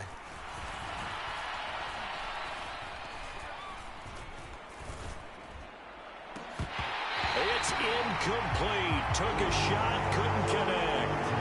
I know that we've seen their share of struggles, and the quarterback's been hit a few times in this game, but this one can't be put on the offensive line.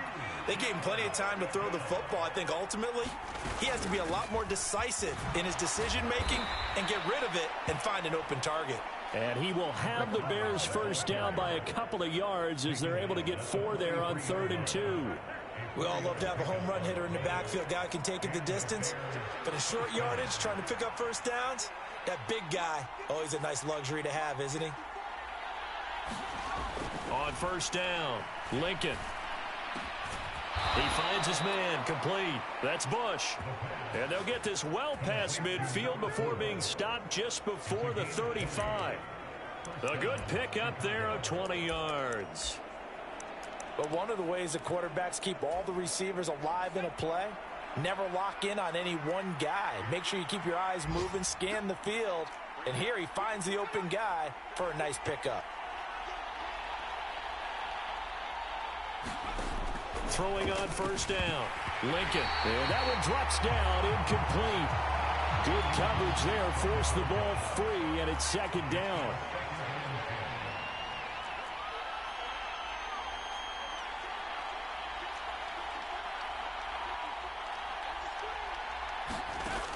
Back to throw now on 2nd and 10. On the check down, it's Ingram. And he'll be brought down at the 27. 9 yards, and that leaves him just short, so it'll be 3rd and less than a yard.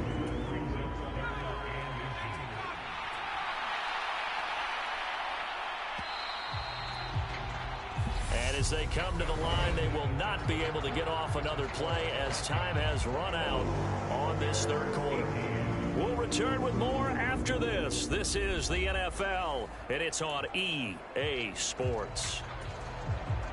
The Bears on 3rd down. They've converted 4 times out of 6. Not bad. They're looking at 3rd in the nose of the football. From the gun, it's a run for Ingram. And he's able to pick up the first down here before he goes down at the 26. I always appreciate runners who understand situations. That was just 3rd and inches. No reason to dance around in the backfield and try and break off a bigger play. Just go pick up the first down, and that's exactly what he did.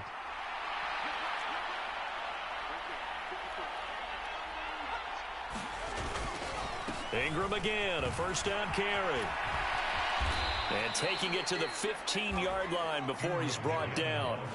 58 yards rushing for him in the ball game now on 14 carries. Well, partner, I know this type of running back.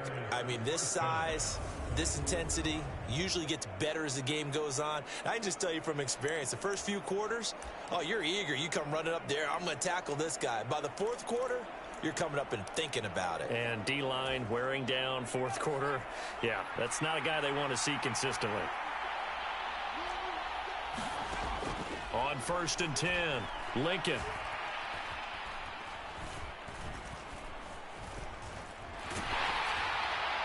And he wisely will throw that one away. We've seen this quite a few times in this game. Offensive line unable to keep leverage, unable to keep people away, facing a lot of pressure. Fortunate just to get rid of it. One of the reasons they're down is that inability, though, to stop the pressure. We saw another example of it there. Draw play. Ingram now. And power running here down to the 6-yard line. 9 yards, not quite enough, and they'll be left now with 3rd and 1. So they just need 1 yard here to pick up the first down. On 3rd and short, they'll try and pick it up through the air. And it's caught. And inside the 5 here before he's out of bounds, right at the 3. And they got 3 yards. That's enough. A conversion, and now it's 1st and goal. Back to throw. Lincoln.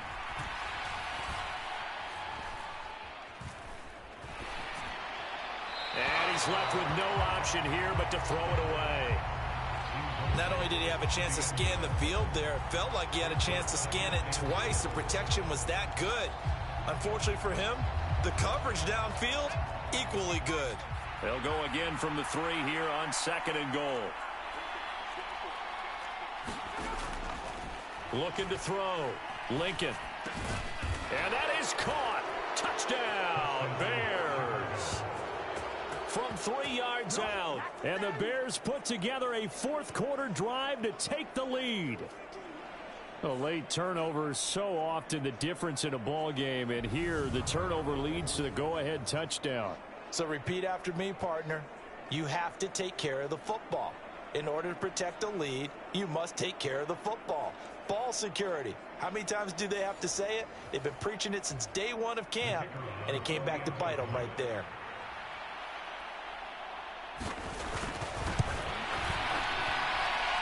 Extra point splits the uprights, and that will make this a 4-point game. That one was an extended drive, 14 plays all told, and the end result is a Bears touchdown. The Bears send the kicking team out there, and they will send this one away. This is going to be returned from the middle of the end zone. And he's up past the 20 to the 22-yard line.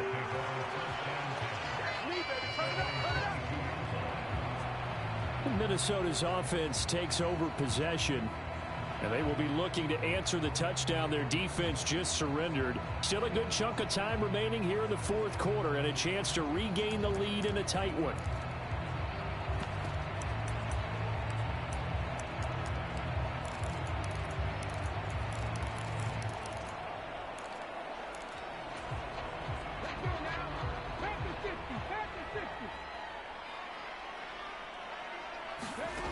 On 1st down, Gary. He finds his man complete. It's Logan. And he'll get this up to the 34-yard line. Right off the bat, it's a 1st down to start the drive, 12 yards. And here we are in the 4th quarter, partner, and watch them drive for what would be a go-ahead touchdown. And you and I both know this is where you need a quarterback who can keep his cool back there. Not just for himself, but to keep the rest of the team relaxed too. Throwing on 1st down. Gary, he's going to go for a big play downfield. And incomplete on the deep ball. I remember a coach telling me a long time ago the difference between playing corner and safety in the NFL. Corner is like the Autobahn. Everybody just flying by, and these corners have been really busy in this game, although they got it done on the last play. On the last play, yes, but there have been some good numbers put up against them offensively. And he's got room. And good running there as he'll take this all the way up to midfield. 40 yards rushing for him now on just 6 carries to this point. Well, they've certainly been successful throwing it around in this game, and that's allowed them to move the ball on offense. But I got to tell you, to watch them run the football and successfully, I'm not taking sides. But to see the ball in a running back's hands, oh, that's football for me. The throw over the middle taken in. A big play there for Minnesota. 49 yards. That could very well be a defining play in this game. A touchdown, that gives them the lead, and they took a major step towards getting there with that big play right there.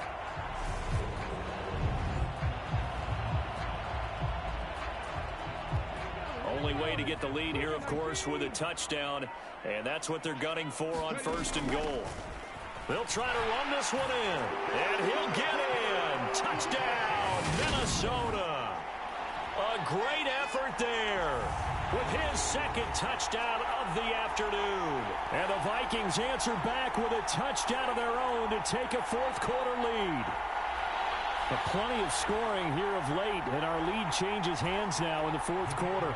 Yeah, they just gave up a touchdown the other end, so they knew that with time getting short, they had to put something together here, and they were able to do so and retake the lead right back. Point after, right down the middle, and that gives them a 3-point lead.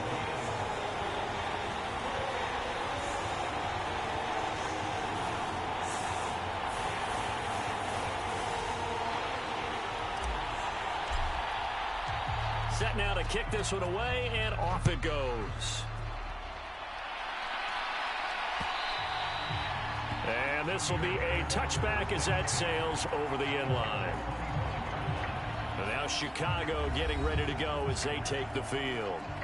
We certainly have a good one on our hands. They're trailing after that last touchdown, but now a chance for this offense to try to snag that lead right back here in the 4th quarter.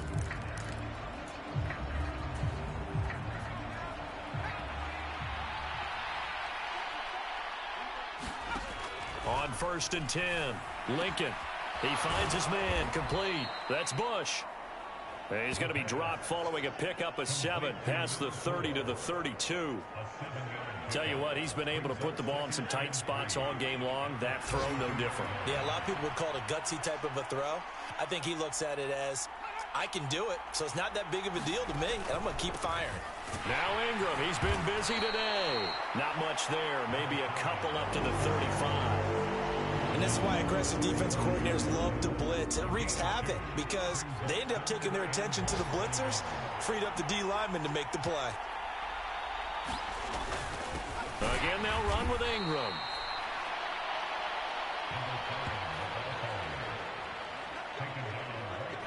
But we tend to give those running backs that are slashers a lot of credit, but how about guys who are maulers? Because that's who you want in short yardage situations, and we just saw that occur right there, didn't we? Vertical, downhill running. So the Bears with the football here as we welcome you back. Ball up to the 35 now as they come up on 1st and 10.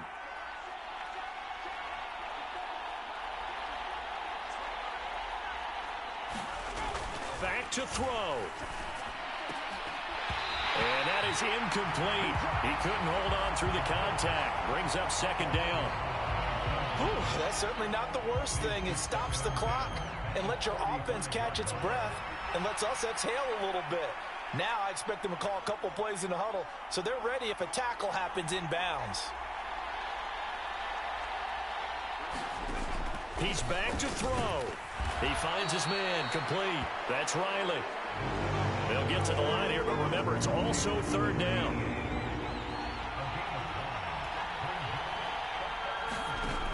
He'll look to throw.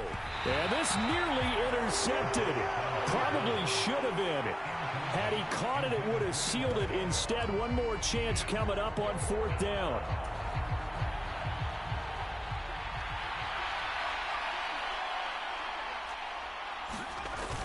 They're running. Ingram. And he brings this up to the 46. Good enough for the first. 1st down now, but that clock rolling. Back to throw. It's a short one here, complete to his tight end. And they're going to get this to about the 44-yard line. Counting down toward a minute to go in this football game. The Vikings going to signal for the first of their timeouts. That'll leave them with 2 remaining. We'll be back after this.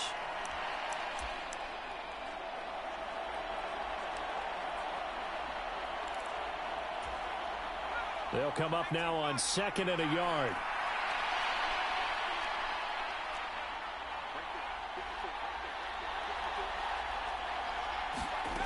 They'll look to throw.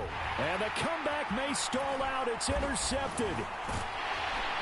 And the Vikings have just about sewn up this football game. Well, you knew you had to take some chances here with the clock winding down, needing a touchdown to win it, and that one might have just sealed their fate.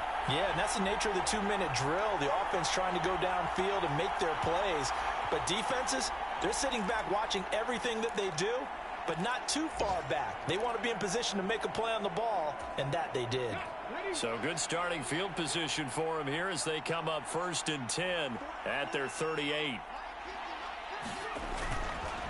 They'll start this drive out on the ground and able to get this one all the way up to about the 46-yard line. Now we're going to get a stoppage.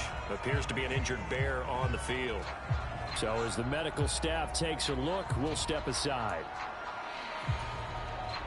So they come up on 2nd down. If they can get another run like we just saw, would likely put an end to this thing. And they'll keep leaning on the running game back to the ground. Now the Bears going to use the second of their timeouts as they get the stoppage with just under 50 seconds remaining in the 4th.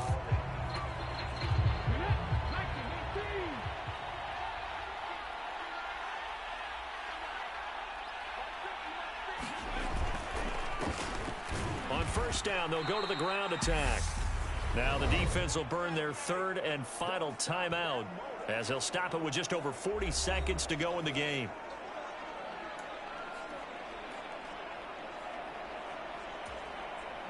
Second and 12, and you'd have to assume another all-out effort to stop the run is coming.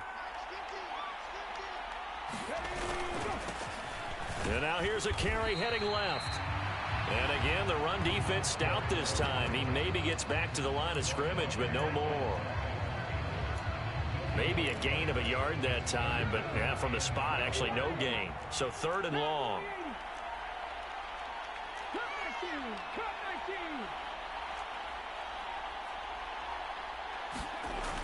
To throw on 3rd down. Gary, he's going to loft this one deep left sideline. This is caught inside the 15.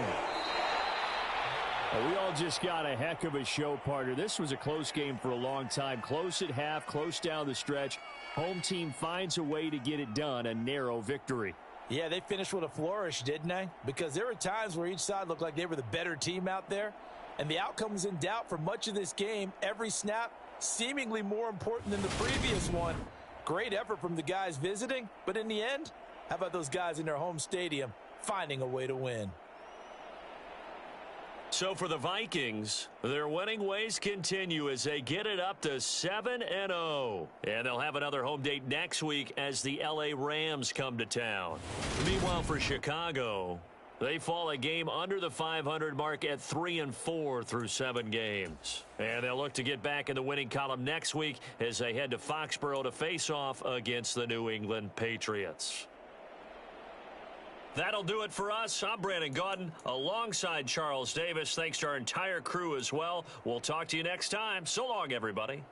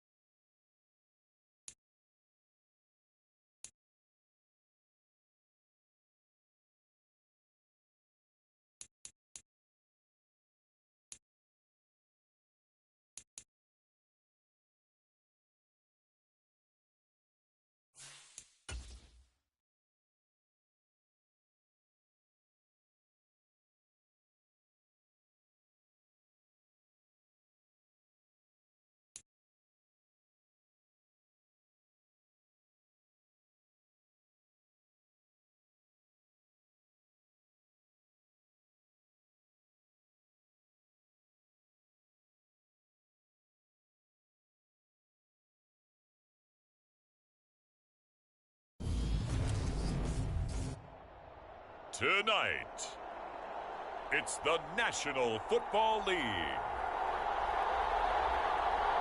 It's a special Halloween night presentation of the NFL on EA Sports.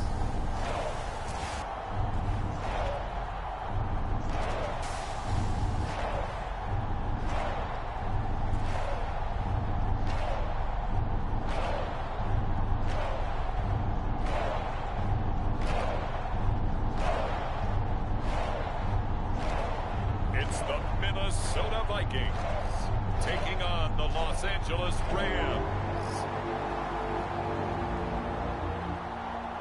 EA Sports coverage of the National Football League is on the air. Tonight we reach the unofficial midway point of the season with a good Monday night battle between the Los Angeles Rams and the Minnesota Vikings.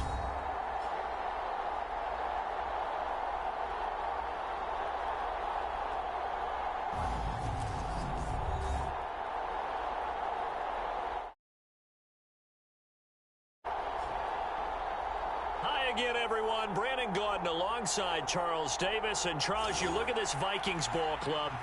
They can't be any better as we hit the halfway mark. A perfect 7-0 on the year.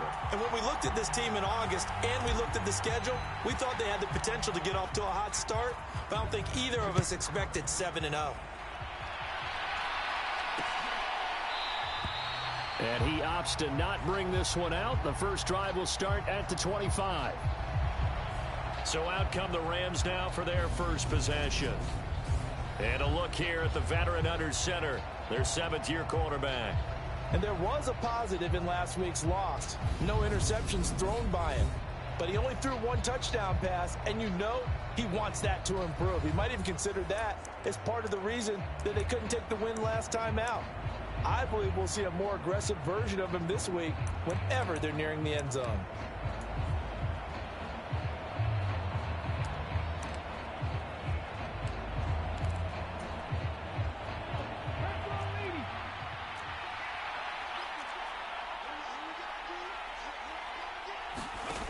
Now Williams throwing on first down. And he's taken down but able to slip across the 35. 13 yards on the game's opening play. His position, and he's listed as a tight end, but he certainly doesn't run like one. And that's what we're seeing more and more coming into the league. Those guys who can run, make plays after the catch, and gain that additional yardage. And using that speed there to turn it into a pretty nice little gain. Here's Williams on first down. And the timing a bit off that time as that one falls to the ground. That certainly appeared to be a play call where they were just trying to make second down, second and short. I think they thought the coverage was off a little bit more than it was. Nice job there pressing up on it and forcing the incompletion. They do get a yard there, but only a yard. Leaves them with 3rd and 9 looming. I think defensively you're okay with that. Here in the first quarter, he's going to get some catches, but they rallied to him quickly. And that's what you count on, and I like what you just said. First quarter, can you do it all game long? They catch it, you tackle them, they go down on the spot. Because when you're able to do that and you don't give up big chunks of yardage after the catch, now you put the offense in a position where every series they have to work hard to pick up first downs, and you tend to stall them out when you do that. That was their first 3rd down try of the game, and clearly something was off in the execution of that play. Good news, they've got a whole game left to clean that up and start clicking on those key 3rd down throws. He punted 4 times in the loss last week as he gets this one away here. He'll field this at the 5. And he'll go out of bounds just shy of the 20. Found good room to run there. Returns at 14 yards. And it will be 1st and 10 as they take over. So here's the Viking offense making their way out. And trotting out there leading them is their 4th-year quarterback. And I think if you ask most folks to give you their first half MVP, very likely they're going to say it's this man right here. The NFL's leader in touchdown passes to this point in the season. Still 2 months to go. But if he can keep going at the pace he's at, this is going to be a dangerous team come January, and he could very well walk away with the MVP. They'll start on the ground here on first down. And he is met quickly in the backfield. Down he goes, folded like a lawn chair. So the opening play of the drive goes backwards. Now they'll come up on 2nd and 12. Back to throw. Gary looking left side, and he's got a man. That's Potter. When you see zone defense and you know you've got a drag route on as your primary call, you got to be really careful as a passer about how far you let your guy go because he might wander into some tough coverage. And they'll run on the inside handoff. And he's going to have the first down yardage as he's down at about the 30-yard line. They're able to convert with a gain of 4. On 3rd down, that's a good job of situational football and understanding where the first down marker was and getting there.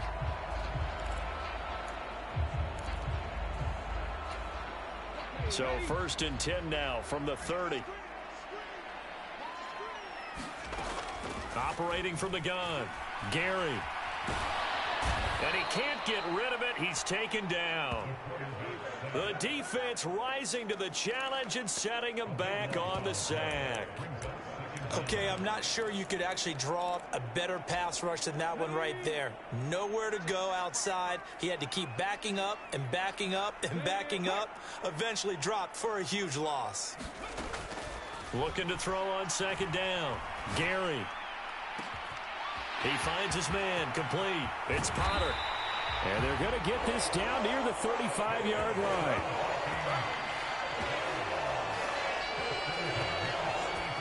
I can still hear it reverberate through this thick skull of mine.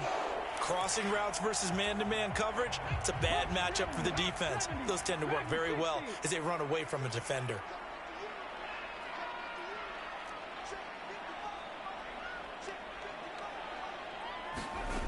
On 1st down, Gary. Over the middle, it's complete. And he'll be marked down at about the 26-yard line. These are his numbers from last week's contest. 6 catches, 122 yardage-wise, and a score as well. I like the performances he's put up throughout the year. That's the reason he's ranked number 9 in the league in receiving yards. And in a league that throws the ball around like crazy, number 9's a good number. And he fires one that's intercepted.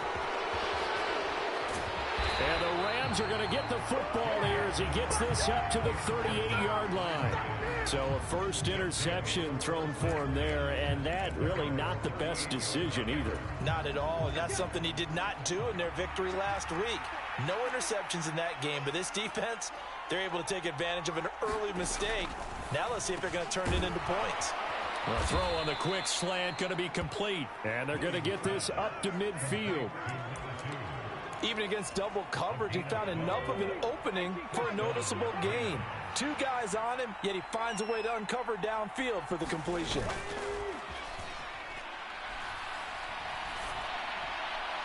Throwing on 1st down, but this one winds up to be incomplete. They decided to take a shot and right down the middle of the field, and really, they didn't give it as much time to develop, did they? They want to take that shot somewhere around the 15-yard mark. And the defense able to recover, bat it free. And he's got it, complete to Fowler. And this is going to turn into another 1st down as the tackle is made at the Vikings 36. They give him 13 yards there on the play and a fresh set of downs. Williams now on 1st and 10. And that went a little too high as it's knocked away and incomplete. There is something to a game plan when trying to keep a defense honest. With a guy with that type of speed, you do so. Send him deep, try and throw some air under it, and hope you connect downfield. On that play, they run successful. Now left side on the swing pass. And he is out of bounds, but not before he's inside the 30. 9 yards, and that leaves him just short, so it'll be 3rd and less than a yard.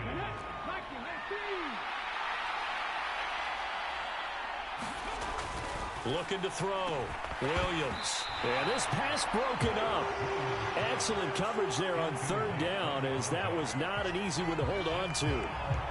Well, that play there was certainly a scouting report special because coverage was all too aware that this close to the end zone, he's going to become a bigger weapon for that offense, and they were there to help force the incompletion.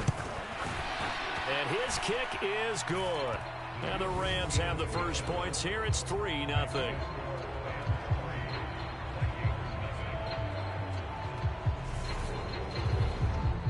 So, Charles, they get to them with their first turnover of the game and then make it hurt a little bit extra with a field goal. And anytime you give the ball up, what's the first thing a coach tells his defense? Don't let them score off of this. You've got to put out the fire. In fact, in 2021, that's what one NFL coach termed his defense. The firemen. Go out there, guys, and don't let them put some points on the board. The Vikings taking the field here for their second drive of the game. They threw an interception the first time they had the football, only gave up 3 points off of that, so shouldn't be a difficult hole to overcome. It really shouldn't, as long as they're not listening to the chatter coming from the other side, because when you throw a pick, look, I know defensive backs, they have a tendency to be a little bit loud after they take one away, but they also have a tendency to gamble a little bit more, thinking they'll get a second one. Maybe they can take advantage of that with some double moves. And the first play of the drive there is incomplete. So, Charles, offensively, this group really playing at a high level, 7-0. We're still a long ways from discussing a potential unbeaten season, I think. But to use a golf expression, no blemishes on the card, at least to this point. Yeah, unlike my teenage years where there were blemishes everywhere and the dermatologist was on speed dial. But I do think that they're going to have to start answering questions about this start if they keep winning games. You and I both know, we in the media, will start to obsess about it and wonder, can they take it all the way to an undefeated season?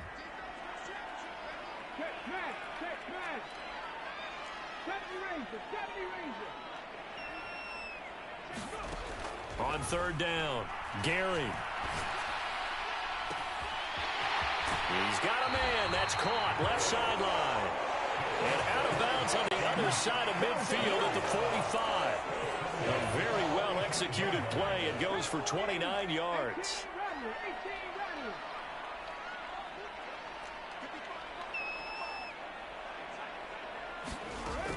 Throwing on first down. Gary finding his safety valve here. That's complete. And he's going to be taken down right at the 40-yard line. Now, that's the type of play that gives you a chance to win. Nothing forced downfield where you don't have a guy open. Swing it out to the back, maybe even check it down, whatever you want to call it. Gain of 5. You're just trying to get 4 on first down. They're ahead of the chains now. To throw on second down, Gary.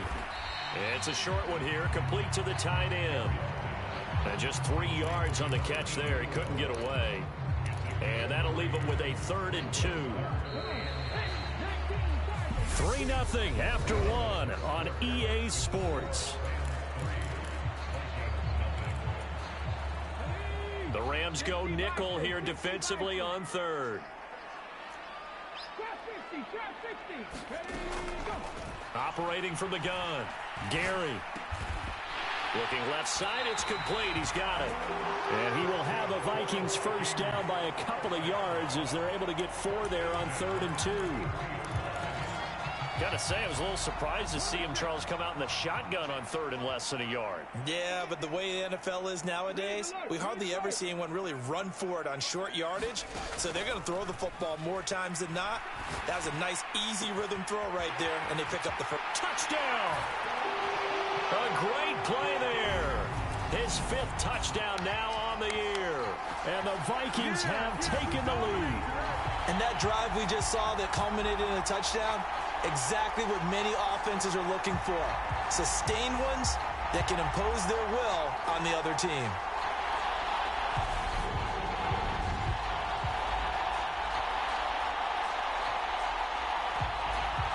Extra point attempt to follow here. And this is up and good to make it 7-3. So that drives 7 plays in length. And it all culminates in a touchdown for Minnesota.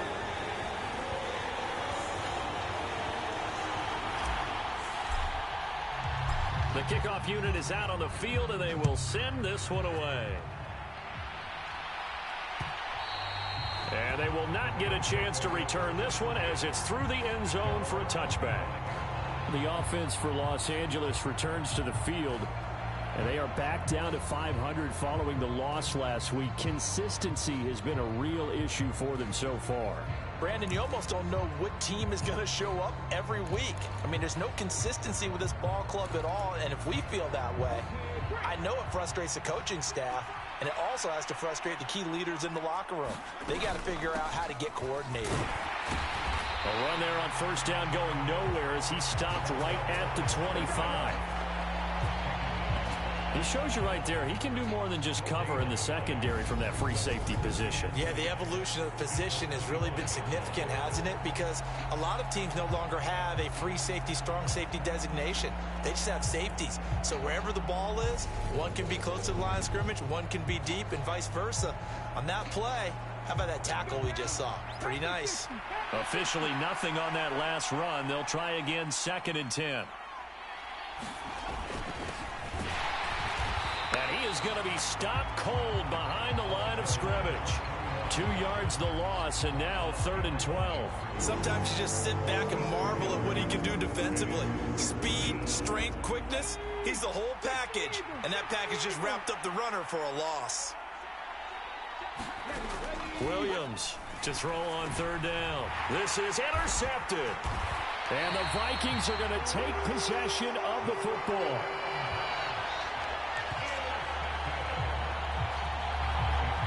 And I think this is a situation where quarterback coach in the sideline is going to talk to a signal caller and say, listen, it's 3rd and long and it's still early in the game. Let's not force things here. If we don't feel good about it, let's just check something down and pump the football.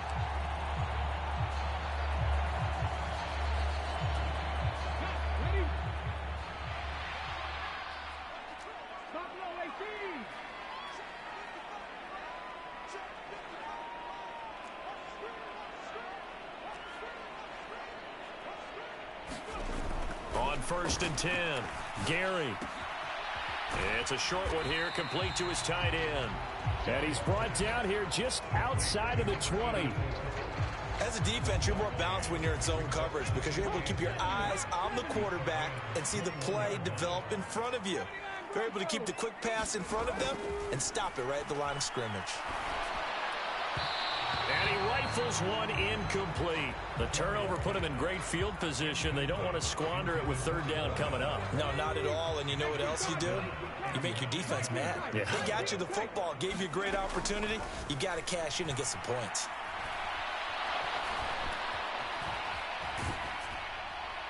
And he'll just toss it away. So he throws it away, and that brings up 4th down. Oh, that's going to hurt a bit because they needed to come through with a completion there. Now a drive that started with great field position is facing 4th down.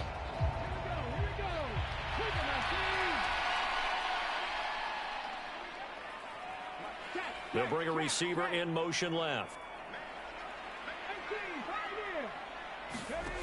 On 4th down, Gary. And he's brought down. Can't do anything with the football. It's a sack and a turnover on downs. The Vikings unable to convert here on 4th. And the Rams are going to take possession of the turnover on downs. Set to begin their next drive, the Rams offense at the line. And it's been very much a slow start for them. 3 drives and just the 3 points, CD. Yeah, if you're into the points per drive ratio, that answer is 1. And that's not going to get it done in a ball game.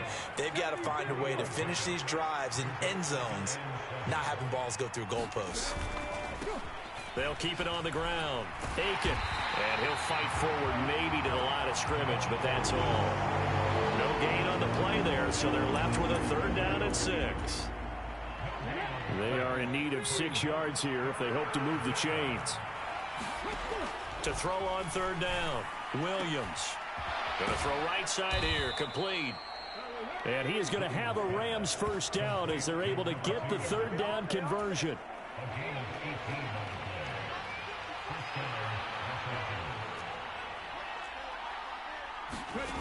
Back to throw, Williams. Now he'll dump it underneath to his running back, complete. And they're going to get this down to about the 37. And a nice gain and a broken tackle along the way, and really we shouldn't be surprised, should we? That's what runners do, especially the best ones. They break tackles and gain extra yardage. Shifts by him. And nothing but green grass here, middle of the field. Touchdown, LA. A great effort there. His 7th rushing touchdown on the year. And the Rams are able to move back in front. Well, they've done a pretty good job keeping him in check to that point, but he finally breaks off a nice run here and gets into the end zone. And it just takes one, doesn't it, partner? That can undo a lot of good work that a defense has done to that point. You break off one right there, and everything suddenly looks bad for you. The Rams kickoff team on the field, and here we go with the ball in the air. And there will not be a return here. It's a touchback, and it'll come out to the 25-yard line. The Vikings head out to take over once again. And on the last drive, they were in field goal range. They just opted not to kick it, didn't get it. How does that change the mentality this go-around? I don't think it changes much for the head coach because this is what he preaches all the time. Attack at all times in any spot on the field, and he likes touchdowns, not field goals. Now, your field goal kicker, you got to make sure you nurse him through and say, okay, don't worry about it. When we need you, you've got to be ready to go. And the team, of course, loves to see points on the board. So let's see if it changes a little bit if they're in the same spot again. We'll see what the decision is here if they get to that spot. So here's a 1st and 10 at the 38. They'll bring a receiver in motion left. On 1st down, Gary. And he's got his man out of the slot, complete. Touchdown, Vikings. A big play there. 62 yards. And the Vikings are able to strike quickly here as they are in for 6. They erased that deficit pretty quickly, did they not? A 2-play drive. What do we call that? Short-lived? Very. Very short-lived. 2 plays later, they're in the end zone and back out in front. We always talk about drives, don't we?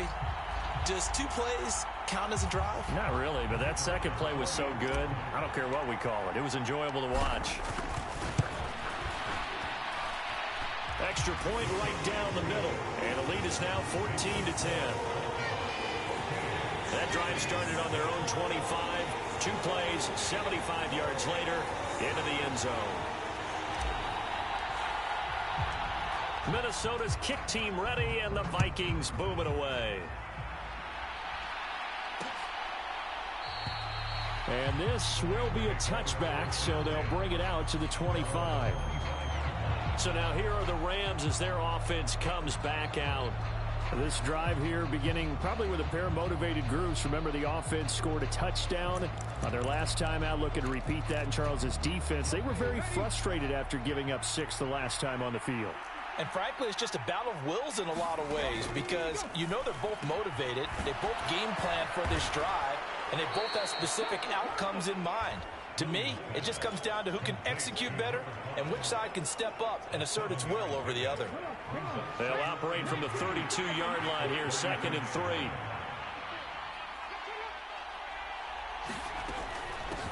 They'll try to left, and it's a fumble, and the Vikings pick up the football.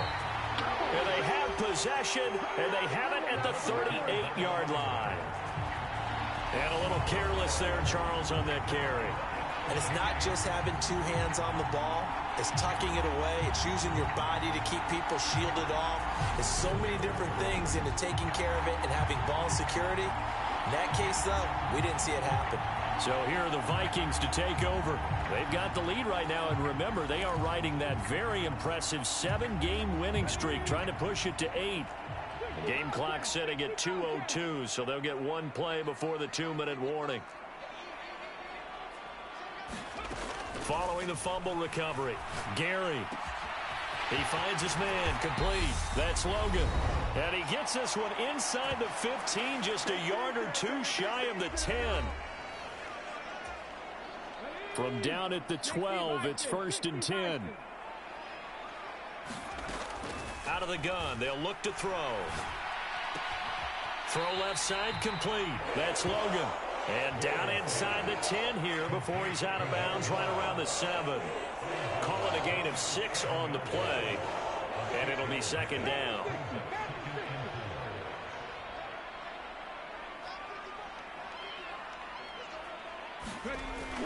Looking to throw. Gary eluding the pressure right. And he just chucked that one out of bounds, out of everyone's reach. Maybe a wise call not to take a sack in this part of the field. It brings up third down. Now they face a 3rd down and 4 after that incompletion on 2nd down. Back to throw. Gary. He rifles one, and that's going to be intercepted. And the Rams are going to have it here just past the 25. And that felt like a little extra pressure on that 3rd down attempt, and their mistake cost them points because they're inside the red zone. So you know you've got at least a field goal waiting for you. And in this case, they end up with nothing. Set to begin their next drive, the Rams offense at the line. A pass there over the middle to start things out. And that's good for a pickup of 10 yards. And that'll leave him with a second and just a few inches left. He's got this one complete to Fountain. 4 yards the pickup, 1st down. Now they'll throw here out of the gun. He'll get this one complete to Davis. Oh, he's got some breathing room. Touchdown, L.A. A great play there. 60 yards. And the Rams will take the lead here in the final minute of the 1st half. A try here for the extra point. It's good, and they'll take a 17-14 lead. Scoring summary, 3-play drive. And it winds up with a touchdown for Los Angeles.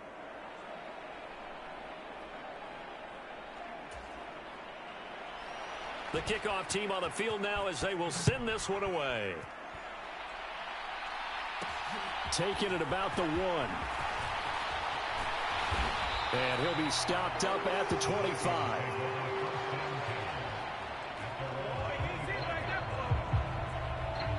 The Vikings going to take over now late in this 1st half. And with a little under a minute to go, they may try and work their way into field goal range and try to tie up this ball game.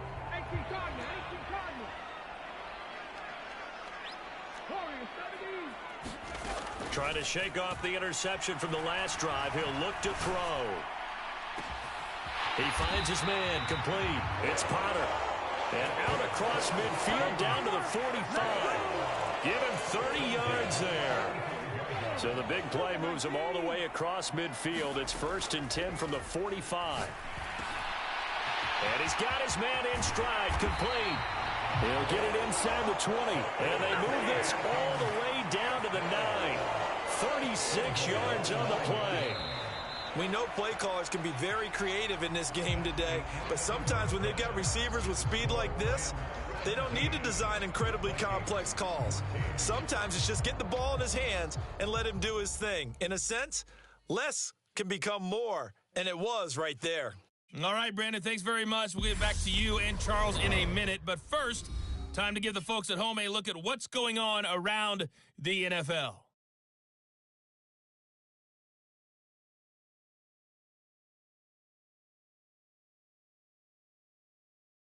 From there, let's get over to the Rockies to check out the Broncos at home in Denver. And they were winners in that one over the visiting Tampa Bay Bucks. The Broncos with the kind of victory that could save their season because there would have been no coming back from 1-6. Finally, we head to the shores of Lake Erie, see what's going on with the Cleveland Browns. And it was the visiting Atlanta Falcons who come in and get the victory. The Browns continue to struggle as they finish off the first half of the year winless at 0-8. Meanwhile, in our game, no shortage of offense as each team has been able to move the ball effectively. Will the defenses show up in the second half? To find out, we give it back to our commentators, Brandon Cotton and Charles Davis.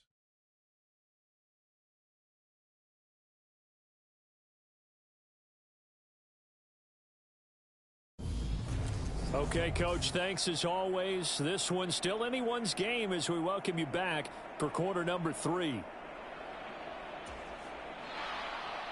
The Vikings set to receive the second half kickoff, and they trail it here as we resume play. And here comes a return from a few steps into the end zone. And ultimately, he stopped right where he would have been if he had simply gone down to a knee at the 25. And the Vikings set to go on offense to begin the third quarter.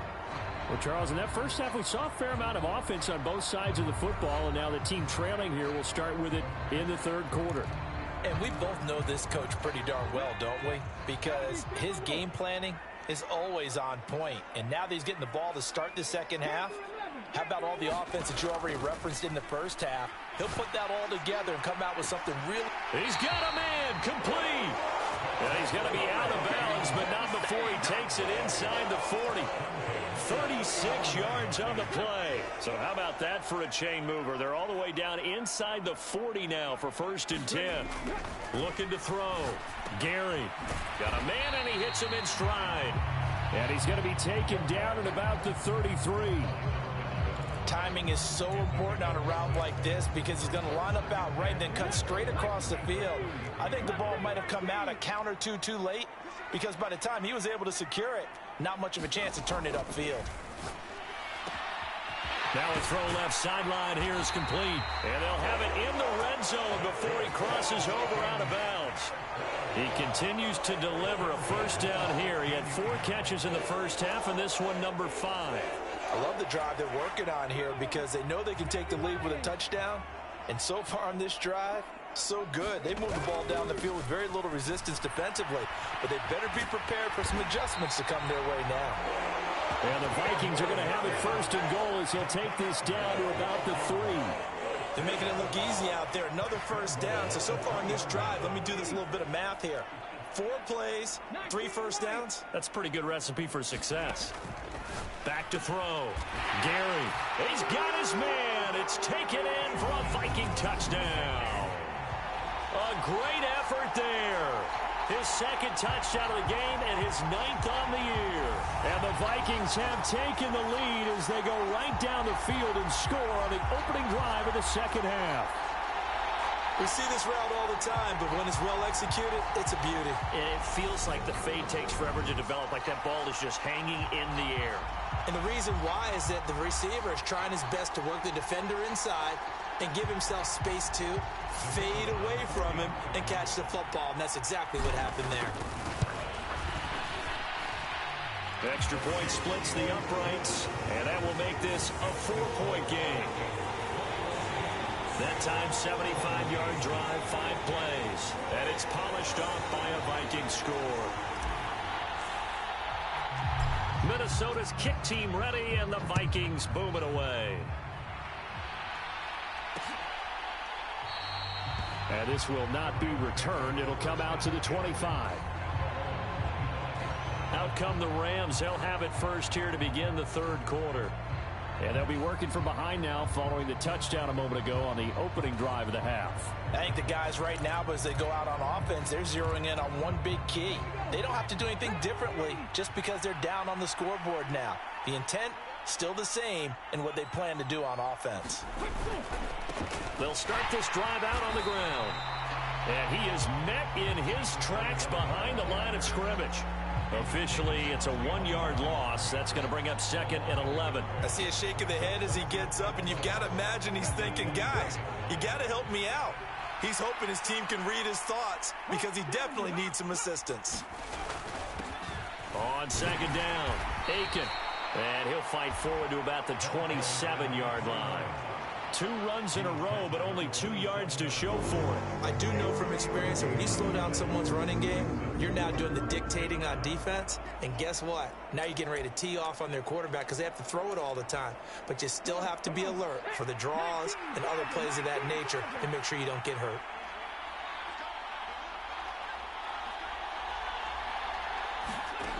Now Williams on 3rd down. And that is incomplete. Well, how about the coverage we just saw him break out on 3rd down? Dime defense, blanketed the field with extra defensive backs and speed, unable to find an open hole to complete that pass.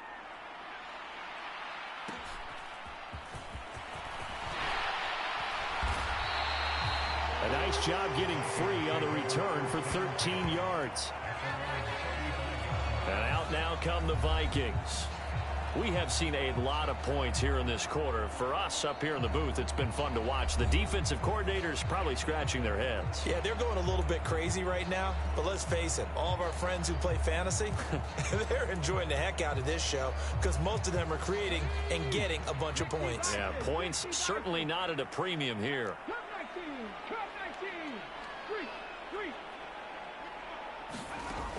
Throwing on first down. Gary. And he's got his man in stride, complete. Finding room at midfield. And he has a big gain inside the 40 before being dropped. That'll wind up a gain of 27 on the catch and run. So from Rams territory now, it's 1st and 10 at the 38. From the gun, he'll hand this off. And he is out of bounds, but not before he's inside the 30. Now, that was an excellent run. And when you see that happen, that's when you're seeing guys doing their job and then some people doing a little bit more. Offensive linemen and tight ends, they're expected to block. But the wide receivers, all they want to do is catch passes. So when they block on a big-time running play and create extra space, you've kind of hit the jackpot there. And so close, he gets it to the 1.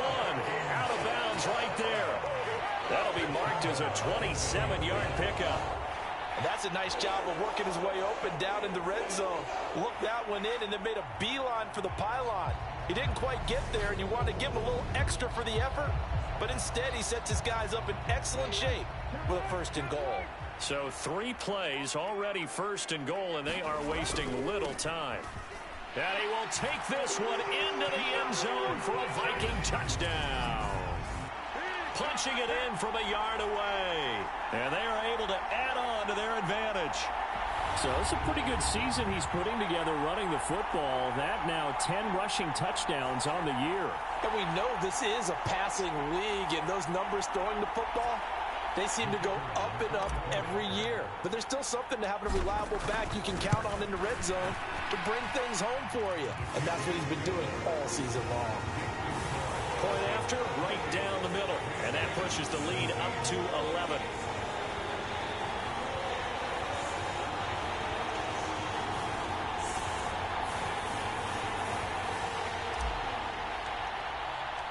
Minnesota's kick team ready, and the Vikings boom it away. And this will not be returnable. It's out of the back of the end zone for a touchback. L.A. set to take over again on offense. Over on the sideline, hoping to hit that reset button between possessions. Last time out, they had to punt it away. This time, hoping to finish this thing off in the end zone.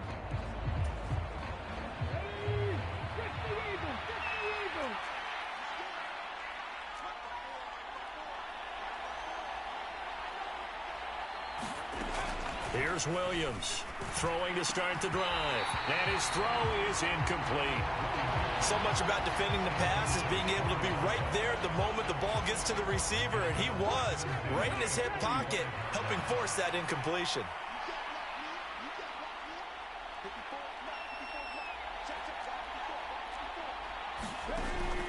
And 2nd and 10, he'll look to throw again. It's complete. He dials up Davis once more.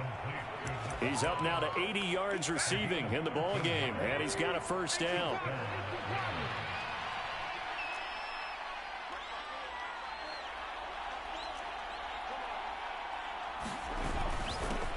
Up the middle they go. Aiken, and he'll muscle his way up to the 43 for a pickup of right around 5. Oh, that was a thing of beauty right there. Look at how quick those blockers fired off the line once the ball was snapped. That was an O-line on a mission, all in sync, and the defense is lucky that play only picked up 5 yards. A quick throw there going to be batted away and incomplete. Well, he leads the NFL in interceptions and nearly added to that total. Got his hand on it, couldn't quite corral it. It's been a Pro Bowl-type season for him, and the term ball hawk really comes into play, doesn't it? Yeah, I like that one a lot because teams want to avoid that type of a player, but sometimes you just can't. He just knows where the ball is.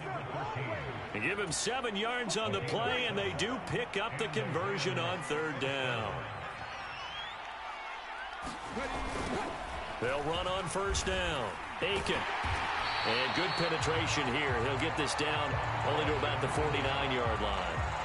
Just a yard on the pickup there, and it'll bring up a 2nd and 9. No doubt about it. A really nice job there by the defense, not allowing him to get to the perimeter. But that means your defensive ends, your outside linebackers, the guys that you pay big money to sack the quarterback, they also have to have interest in the running game as well. And they did a nice job there of holding the point of attack and not giving ground. And this is going to turn into another first down as the tackle is made at the Vikings' 34-yard line. A solid gain of 15 yards, and the sticks move. Under a minute to go in this third quarter as they come up 1st and 10.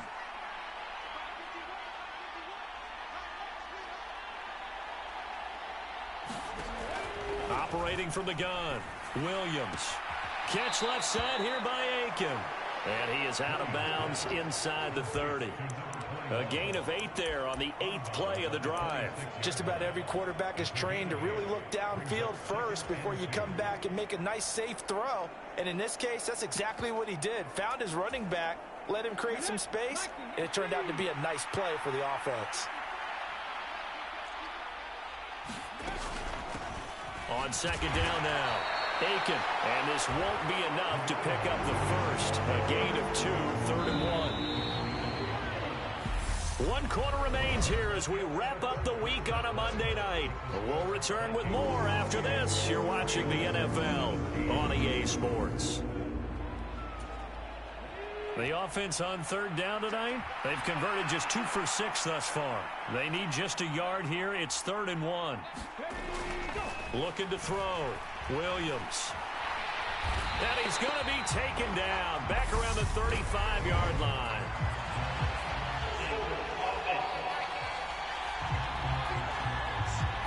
So instead of giving them another 3rd down, they'll decline it, brings up 4. Now that's smart football right there. You don't even have to really spend a lot of time considering it. Just know that you're probably going to get the ball back. Good job declining that penalty. And this is right down the middle as he puts it through. And that'll make this an 8-point game.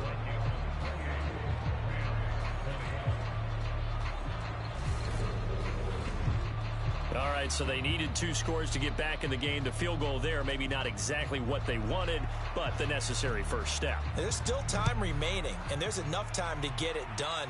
They've got to get it the least a 3 and out here to get the ball back, preferably a takeaway. And they'll get him down right at the 25-yard line, so the same result, and he opted for the touchback. Now the Vikings offense works their way back onto the field. Their lead back down to 1 score after the field goal a moment ago, so they'll be looking to string together a few first downs, likely on the ground as they begin 1st and 10. Throwing to start the drive. Gary. Going right side here, and that's complete. And he's going to be taken down at the 28-yard line. What a game it's been for this duo. They remind me of a good comedy team. They know how to play off of each other so well. No matter how one riffs, the other's right there to pick them up, and they are shredding them in this ball game.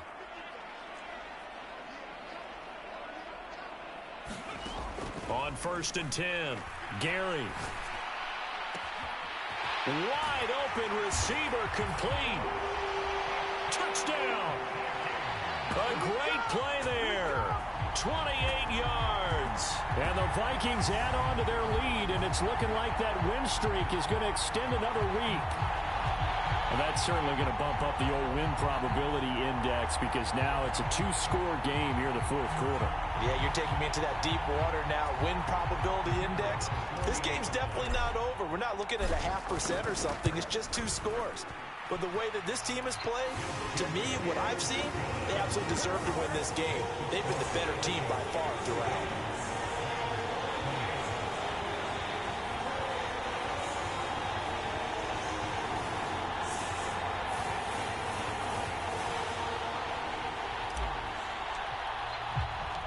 Minnesota's kick team ready, and the Vikings boom it away.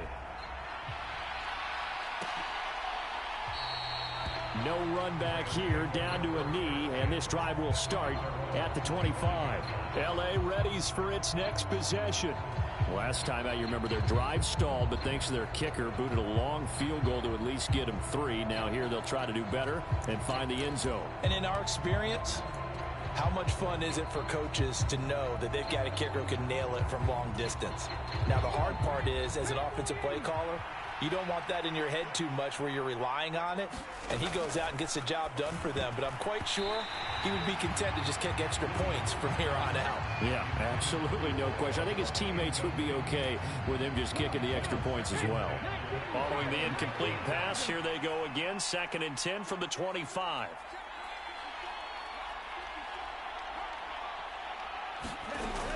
Throwing again. Williams. Throw right side, caught by Davis. And he's going to be dropped following a pickup of 7 past the 30 to the 32. You got the big lead defensively. Willing to give him that underneath stuff, right? And this is why you work on your tackling. Tackle them after the catch, inbounds, keep the clock running. Just go ahead and bleed the game out that way. Williams now from the gun on 3rd down. Throwing middle, and it's complete. And he is going to have a Rams first down as they're able to get the 3rd down conversion. 4th quarter, every drive so critical, and you figure may only get one more shot after this, so a touchdown's imperative on this drive. It is, but you also have to think to yourself in play calling, don't hold anything back. Don't save it for the 2nd touchdown. You got the first one for the 2nd one to even matter. And some room to roam now.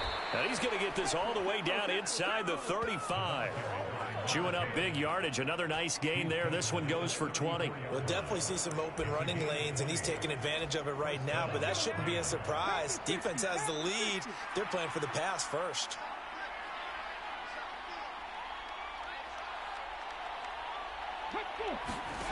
Williams throwing on 1st down. And he can't find anywhere to go with it, and he goes down. It looks like a 12-yard loss there on the 1st down sack. Now that was a passer's nightmare. The front door totally shut down by the defense, so he kept going backwards, hoping to find another avenue of escape. It didn't exist. That huge loss on the sack makes this job much more difficult. It's now 2nd down and 22 yards to go. Back to throw. Williams. And bringing it in, it's Davis. And they move this all the way down to the 9. That one good for 37 yards. A very nice job right there, working the middle of the field, able to create some separation and then utilize it to not just make the catch, but turn upfield once he got the ball in his hands. The chain gang hustling to catch up. Here's 1st and goal from just inside the 10. Looking to throw. Williams. Right back to Davis. It's complete. And he's able to get this down to the 5-yard line before he's out of bounds. And the ball smack dab on the 5-yard line. Here's 2nd and goal. Now a handoff up the middle. McMillan. And he'll be stopped about a yard shy of the goal line after a pickup of about 3.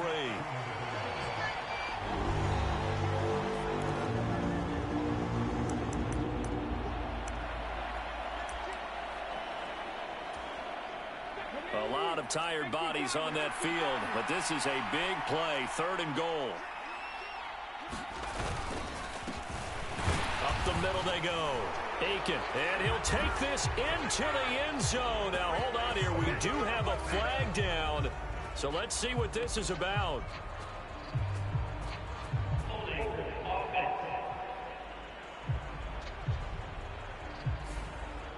Down in this one, they needed that score, but they'll have to hold at least for the time being. You're exactly right. Points that they had to have.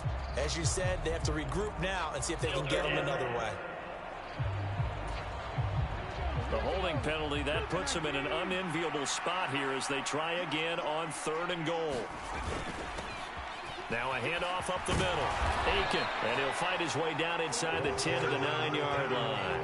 Give him a couple on the run as it brings up a 4th down. Well, look at the clock. You're down 2 scores. Have to go for this, don't you? And they thought that as soon as they took over possession. It didn't matter where they were on the field. They were always going to be in 4-down territory. Backed up, in good situation, it didn't matter. So they've been preparing for that on their play sheet the entire time.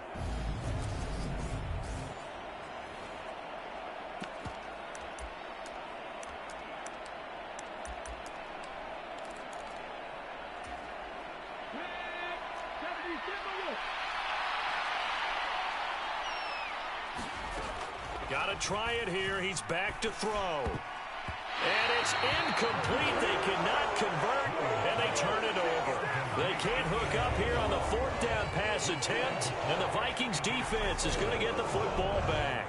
So now with a 2-minute warning coming up fast, that puts a mammoth dent in their comeback hopes. I like how you phrased it. It's a dent because there's still opportunity. They've got to get the ball back on defense, obviously twice.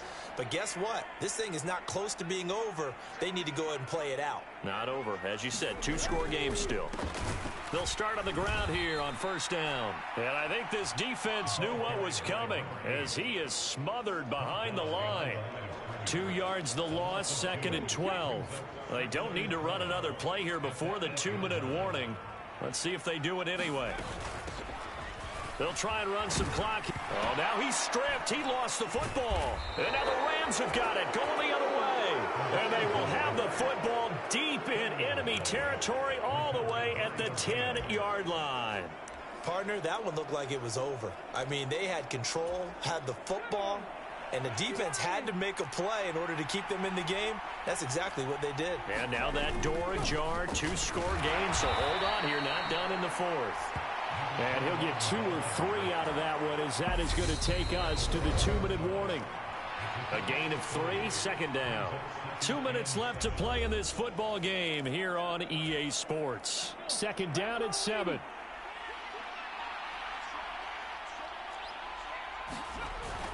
Back to throw. Williams. And down he goes. Pressure gets him back at the 14. They'll get to the line here, but remember, it's also 3rd down. Now a give, right side. Aiken. And they get to him quickly here as he stopped right around the 13. Clock continuing to roll as the Rams try to get going again. Now they go for it on 4th, but this one is going to wind up incomplete. They can't hook up here on the 4th down pass attempt, and the Vikings defense is going to get the football back. Well, they had to take one final shot at the end zone, but now things are looking really bleak.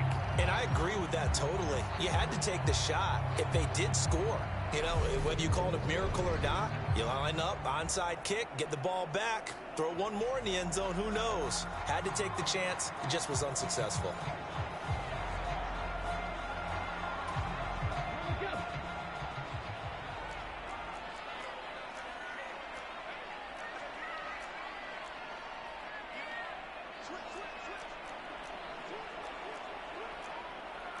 Cardinal, 18 Cardinal.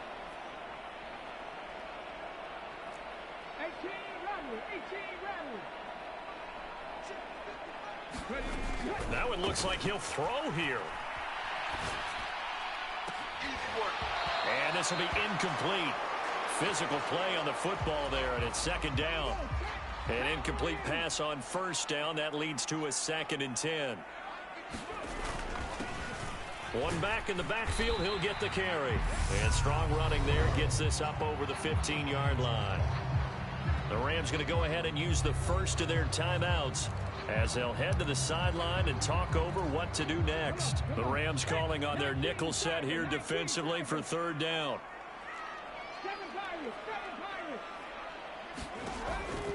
Looking to throw. Gary. Flushed out right. And he's going to be intercepted for the 3rd time thus far. And the Rams are going to take possession of the football. Now he exited the pocket trying to...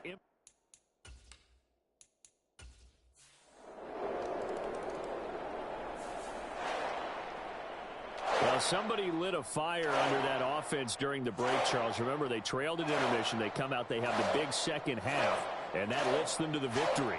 And Brandon, trailing at halftime, we always talk about teams making adjustments. You know what the best adjustments usually are? It's just executing better. Because the game plan you put in place at the beginning of the week often still holds. You don't have to make wholesale changes. You just have to do it a little bit better, a little cleaner. And they did that in the second half, and that led them to victory. So for Minnesota, they continue to cruise as they move to 8-0 now on the campaign. And they'll hit the road next week to take on the Chicago Bears. Meanwhile, for L.A., they fall a game on.